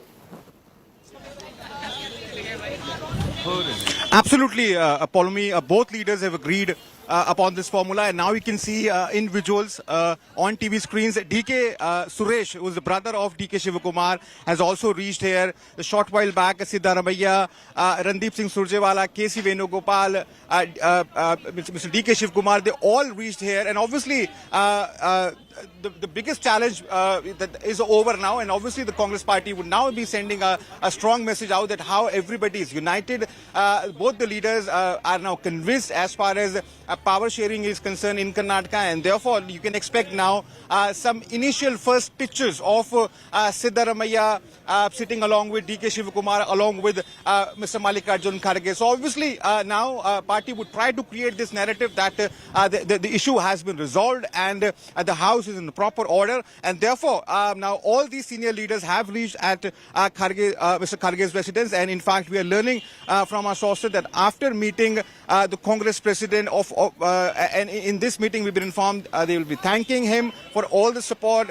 In fact, we all know that Mr. Kharge also hails from the same state. After meeting their president, their party president, DK Shivakumar and Siddaramaiah would be heading straight away to airport, and then they'll be arriving in Bangalore for that crucial CLP meet where Siddaramaiah will be elected as the leader of Congress Legislative Party, and then he'll be officially becoming the CM designate. So obviously it seems that after burning midnight oil, after hectic parley that has taken place in the national capital for past 48 hours, finally a resolution is in sight, and the formula is quite simple. Siddaramaiah is going to become the chief minister. Mr. DK Shivakumar is going to become deputy chief minister, and as far as this rotational CM thing is concerned, we've been informed that a formal announcement is unlikely to be made, because obviously this is going to create more confusion and going to undermine the bureaucracy. Therefore, so you can expect that there won't be any formal announcement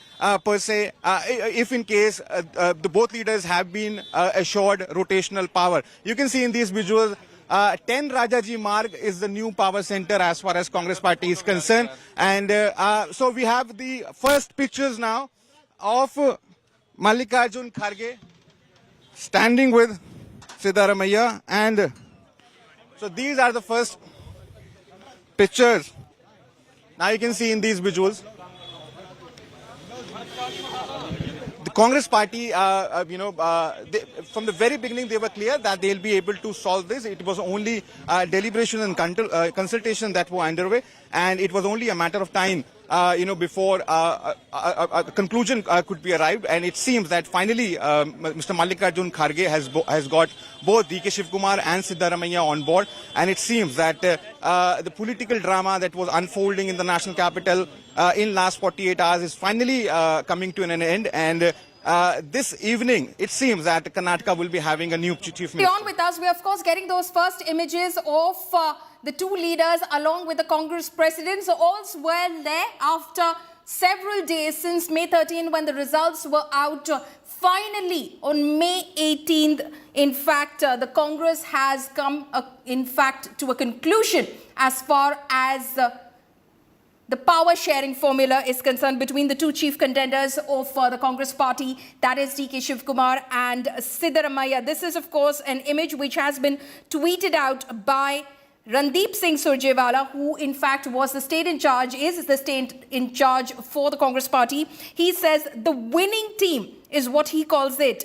The winning team that is, in fact, that secured the Congress a massive victory, a landslide victory in Karnataka, 135 out of 224. That is the team that secured that victory. The winning team is what the Congress is calling it. So after hectic parleys, burning the midnight oil virtually as to what exactly would be the power sharing formula, with both those leaders on your screens right now, viewers, DK Shivakumar and Siddaramaiah, digging their heels in terms of laying their claim to the chief minister's chair. Finally, the Congress has been able to work out a formula, placate the two in terms of ensuring that they work with each other as far as the Congress's reign to begin in Karnataka is concerned. DK Shivakumar will now be Deputy Chief Minister of the state, and Siddaramaiah, who remains a mass leader as far as Karnataka is concerned,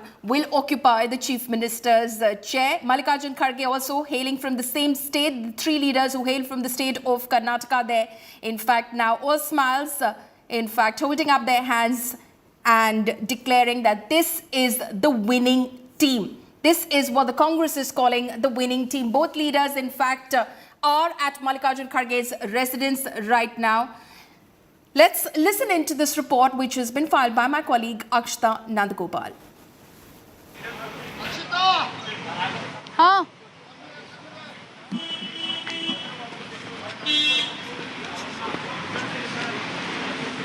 कुछ comment करना, करो करो करो. Okay. On your screens are images that we're getting to you of Siddaramaiah, DK Shivakumar standing together right now there with a number of loyalists, all of them standing inside Kharge's residence. The body language is clear. A consensus has been reached. You can see Siddaramaiah and DK Shivakumar standing side by side, making their way inside Kharge's residence right now. The images speak volumes of what the Congress High Command has managed to achieve right now. These are the latest pictures. They're going to be meeting with Congress Chief Mallikarjun Kharge. They came in the same car from KC Venugopal's residence, and that is a clear indicator, a clear message that they're sending across that all is well.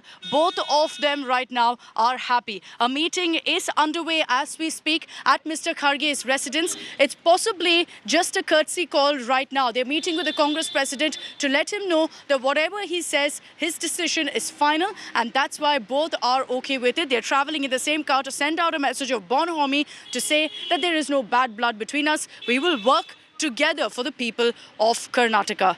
With video journalist Alok, this is Akshita Nandagopal reporting from New Delhi for India Today. Okay, now handing it over to my colleague Nabila Jamal, who is joining us live from Bengaluru because the celebrations have broken out there. The Congress has hatched out a formula now. Those pictures on your screens. Nabila, over to you. Akshita is where all the action is happening. In fact, we see the stelling pictures.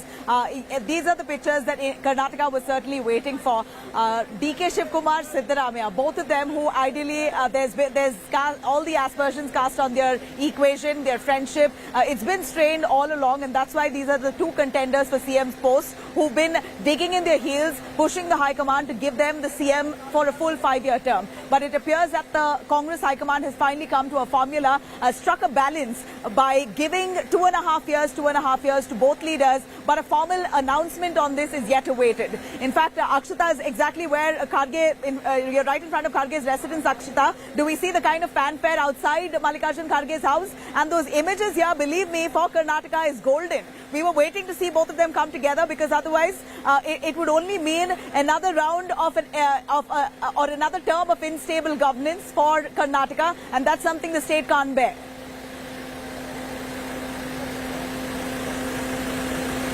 Mentioned earlier, Nabila, speak volumes of what the Congress High Command has achieved here. When both of them drove in, Siddaramaiah was seated in the front seat, DK Shivakumar behind him, and then when they got out as well, there was a moment where they stood there to, I think, establish also to the media, so those photos go out, that all is well, that both of them have settled whatever power sharing pact they wanted, and there's no bad blood between them. And it's important to send out that message because even after things have been settled, there have been questions about whether it will reflect in governance, whether there will be, an underlying current of some disagreement between DK Shivakumar and Siddaramaiah. But that's not happening. That's clearly not the case, at least going by those images. And you see that picture. This is what I've been referring to from yesterday of, in fact, Mallikarjun Kharge or Rahul Gandhi holding up the hands of DK Shivakumar and Siddaramaiah. You've witnessed it firsthand, Nabila, in almost every single rally that they've attended because the Congress did so hard to send out a message and convince everyone that, look, everything's fine. We've got this sorted. There's absolutely no confusion.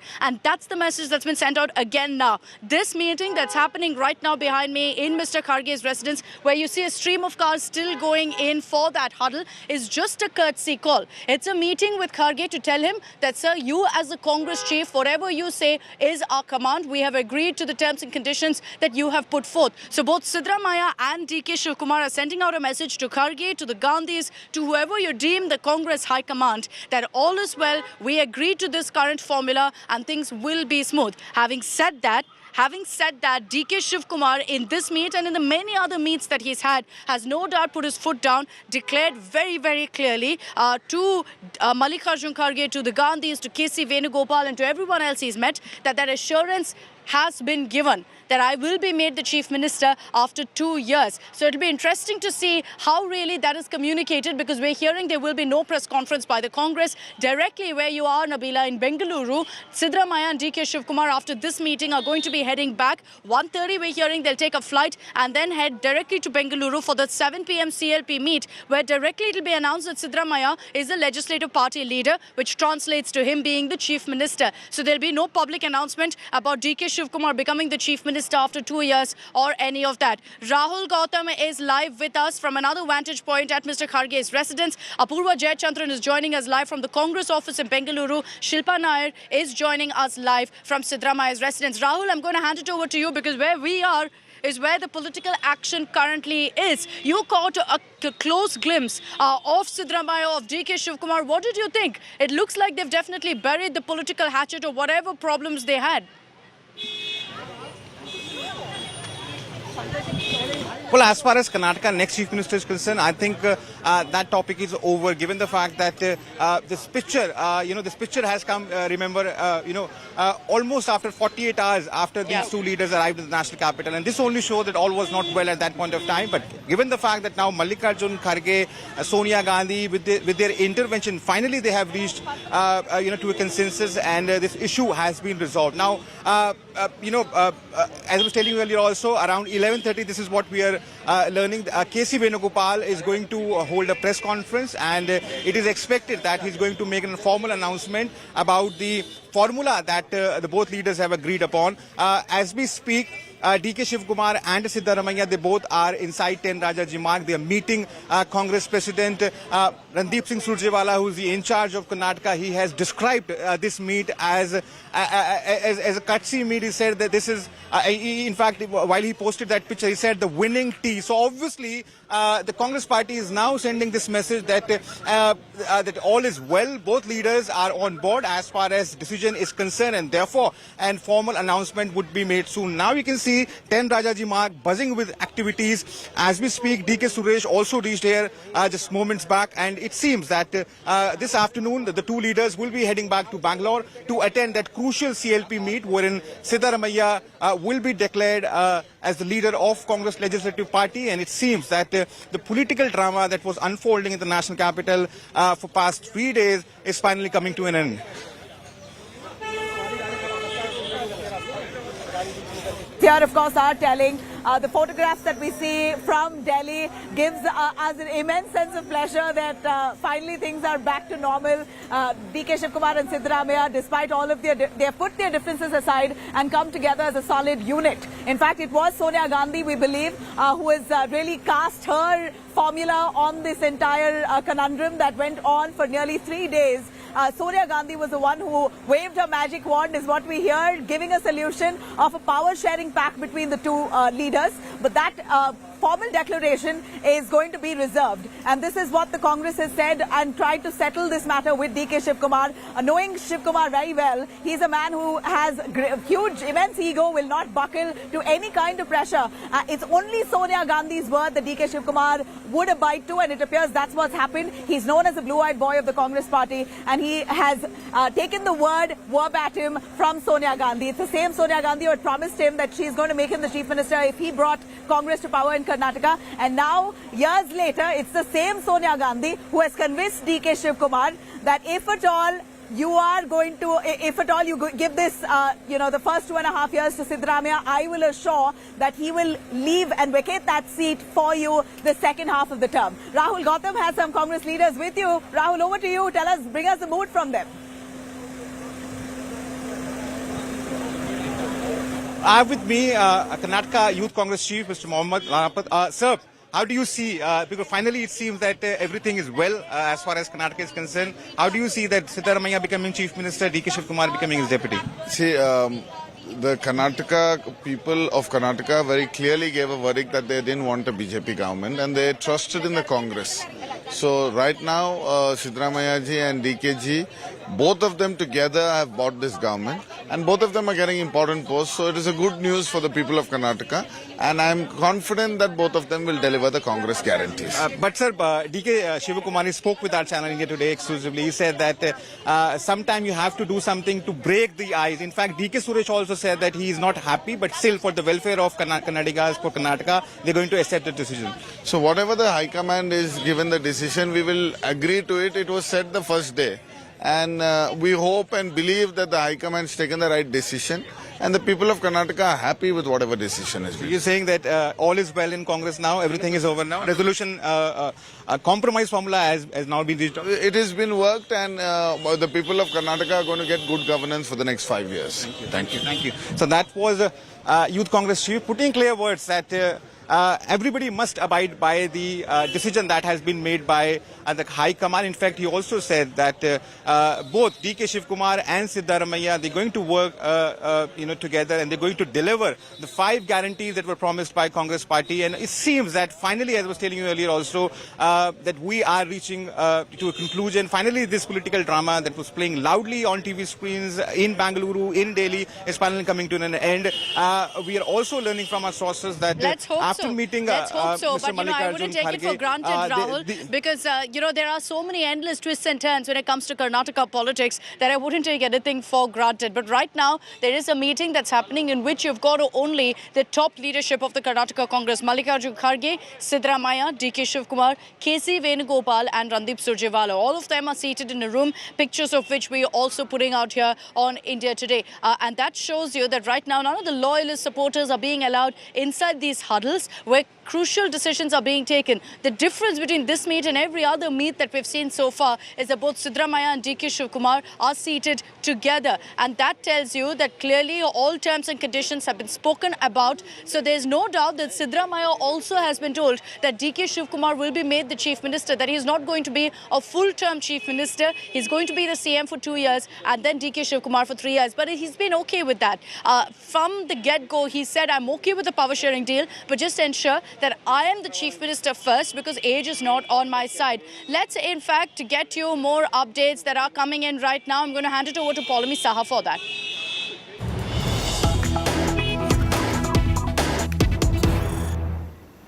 News that's coming in right now. The Supreme Court upholds the validity of Jallikattu. The Supreme Court says not sufficient material to say that performance of Jallikattu is not part of culture.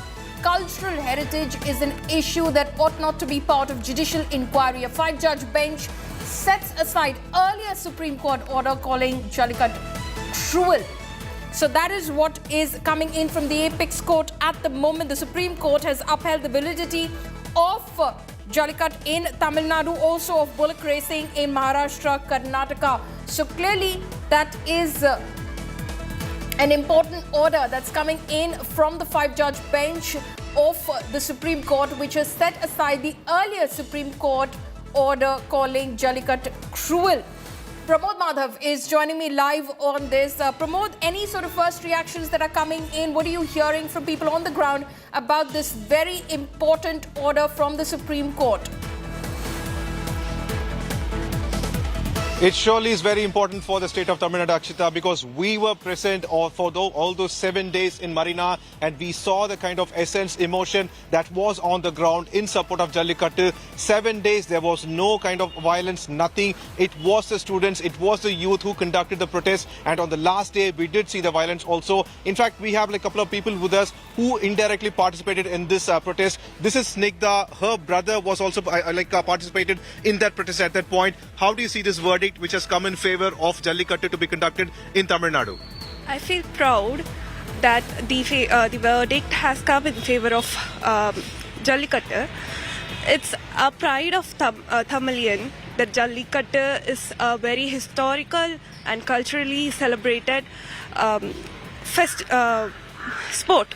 So calling it a barbaric sport is actually a barbaric act towards the Tamil culture. Well, it was like the way we still translate it is as not a kind of like Jallikattu is called as a bull taming event and not like a kind of like bullfight. In fact, I have also done this with you earlier. There were certain organizations called it as a form of cruelty, but the Supreme Court has come forward and said that after the amendments, there is like less chance of cruelty if the rules and regulations are followed, and states should stick to it. How do you see this?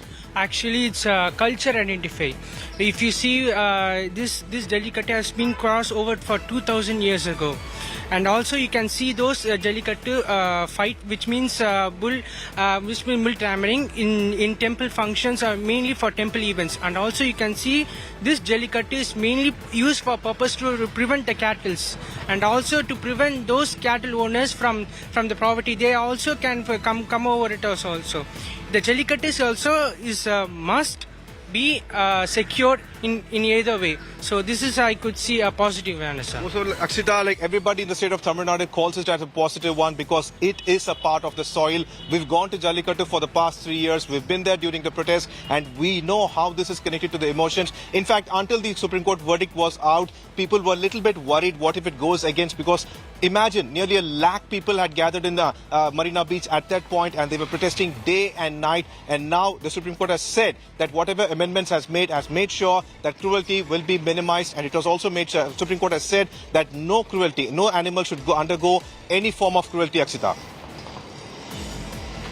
The Supreme Court, as you rightly just pointed out towards the end, has said that state acts have minimized cruelty towards animals, and earlier concerns of cruelty have been taken care of. Promote, just stay on with us. Anisha Mathur is also joining us live. She, in fact, was tracking that hearing at the Supreme Court. Anisha, bring us up to speed with what the court and the bench said while pronouncing this order.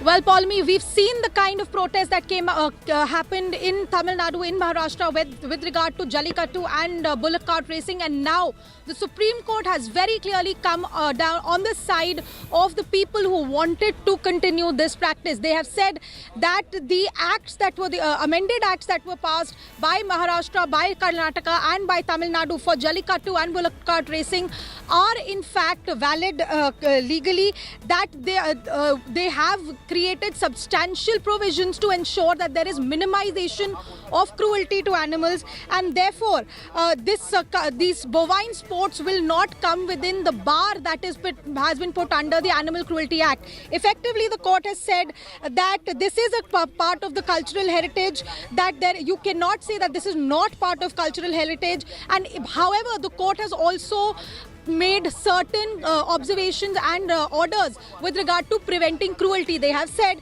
that if these cultural events offend the provisions of protection of animals, then penal provisions will follow. They've also asked the state authorities to ensure that there is minimization of cruelty, that there is no death of animals, that all the protective measures that the state governments had said that they have put in place to ensure a safe Jallikattu, a safe bullock cart racing, and to ensure that the animals will not face undue cruelty, those provisions are in fact implemented properly. But at this moment, what the court has said, that since these acts have substantially minimized the pain and suffering of the animals, since this is part of cultural heritage, and since this is a bovine sport which has to be differentiated from animal cruelty, they will allow Jallikattu. They have upheld the validity of the state acts that had allowed Jallikattu as well as bullock cart racing. So for Tamil Nadu, for Maharashtra and for Karnataka, a big day and a big win in the Supreme Court today, because they have said that the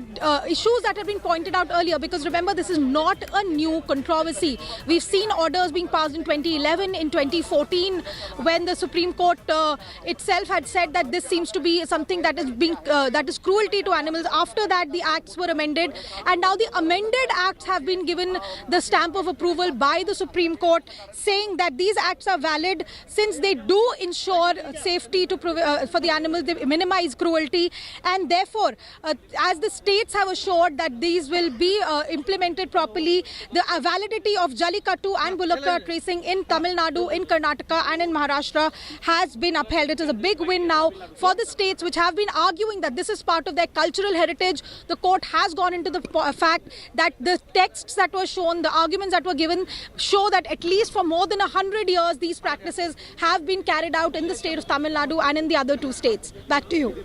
Okay, so that is in fact a very important judgment that's coming in from the Supreme Court. As Anisha was pointing out, it's a big relief for the states of Tamil Nadu, Maharashtra and Karnataka. So that is in fact what the Supreme Court has said. Mr. Satyan is also joining us over the phone line. Your comments, your first thoughts on the Supreme Court upholding the validity of Jallikattu and bullock cart racing in the states of Tamil Nadu, Maharashtra and Karnataka. Yeah, true. It is a victory of the people who uphold the tradition. This sport has been played for centuries. It has got a very significant emotive and cultural value to the livelihood and lives of people in Tamil Nadu. 2017, we had to approach, while we were in power, we have to approach multiple ministries to get the approval of Jallikattu, which was banned by the DMK and Congress coalition. Yeah, Supreme Court taking the same stance is a welcome one. Yeah, time and again, PETA raking up this issue seems like they have some ulterior motives behind this issue. Okay, so In the right direction. you of course welcome the decision, Mr. Satyan, as far as the Supreme Court's 5-judge bench is concerned. Do you also believe, because the Supreme Court did mention it, that as far as the argument of cruelty to animals is concerned, that has been minimized by various acts passed by the state? Yeah, we welcome the decision, but there were directions from the court itself, how this has to be conducted. And there is a committee which monitors each and every sport while it is being played. When Jallikattu is being played, there are committee members who monitors the bull that is participating, and they definitely take into cognizance of the facts of the health and well-being of the individuals who are participating in the sport. So it is monitored. So time and again, PETA raking up saying that there is cruelty finds no substance. It has no merits. Okay. Mr. Satyan, thank you so much for speaking to India Today. My colleagues Pramod Madhav and Anisha Mathur are also live with us. Pramod is, of course, bringing us those reactions from on ground in Tamil Nadu. He spoke to some of those activists who, in fact, opposed any sort of restrictions on this very culturally significant sport which is played in the state of Tamil Nadu. Also, Pramod, can you throw some light on the aspect of how the state has minimized any sort of cruelty towards animals? The first and foremost thing that was brought in by the those who oppose Jallikattu is that these animals are subjected to cruelty, especially going through Vadi Vasal, by which they're using talcum powder or lemon that will be squeezed on the eyes of the bull, or they will bite the tail and doing such kind of acts, or even giving the bull some kind of performance enhancement chemicals or something like that. Okay, this was Pramod, just hold on for a second. Mr. Saravanan is joining us over the phone line as well at the moment. Sir, how do you see this decision from the Supreme Court which has upheld the validity of Jallikattu? Hello? Yes, sir. Can you hear me? Yeah. See, this is a great victory for the people of Tamil Nadu and for all the political leaders who fought for this. This is a vindication of our cultural identity and regional aspirations. The Supreme Court, we bow our heads to the judgment of the Supreme Court, which has ensured that the Jallikattu can continue. And of course, a special mention goes to the efforts taken by our leader and the Chief Minister of Tamil Nadu, Mr. NK Stalin. Even when in opposition, we have been fighting steadfastly for the implementation of this Jallikattu. And now, when we are in power, we were able to get this. Okay, so as far as the state is concerned, Sir Pramod, of course, my colleague was pointing out as to what sort of steps have been taken in order to minimize those concerns around cruelty to animals. If you can throw some light on that, sir.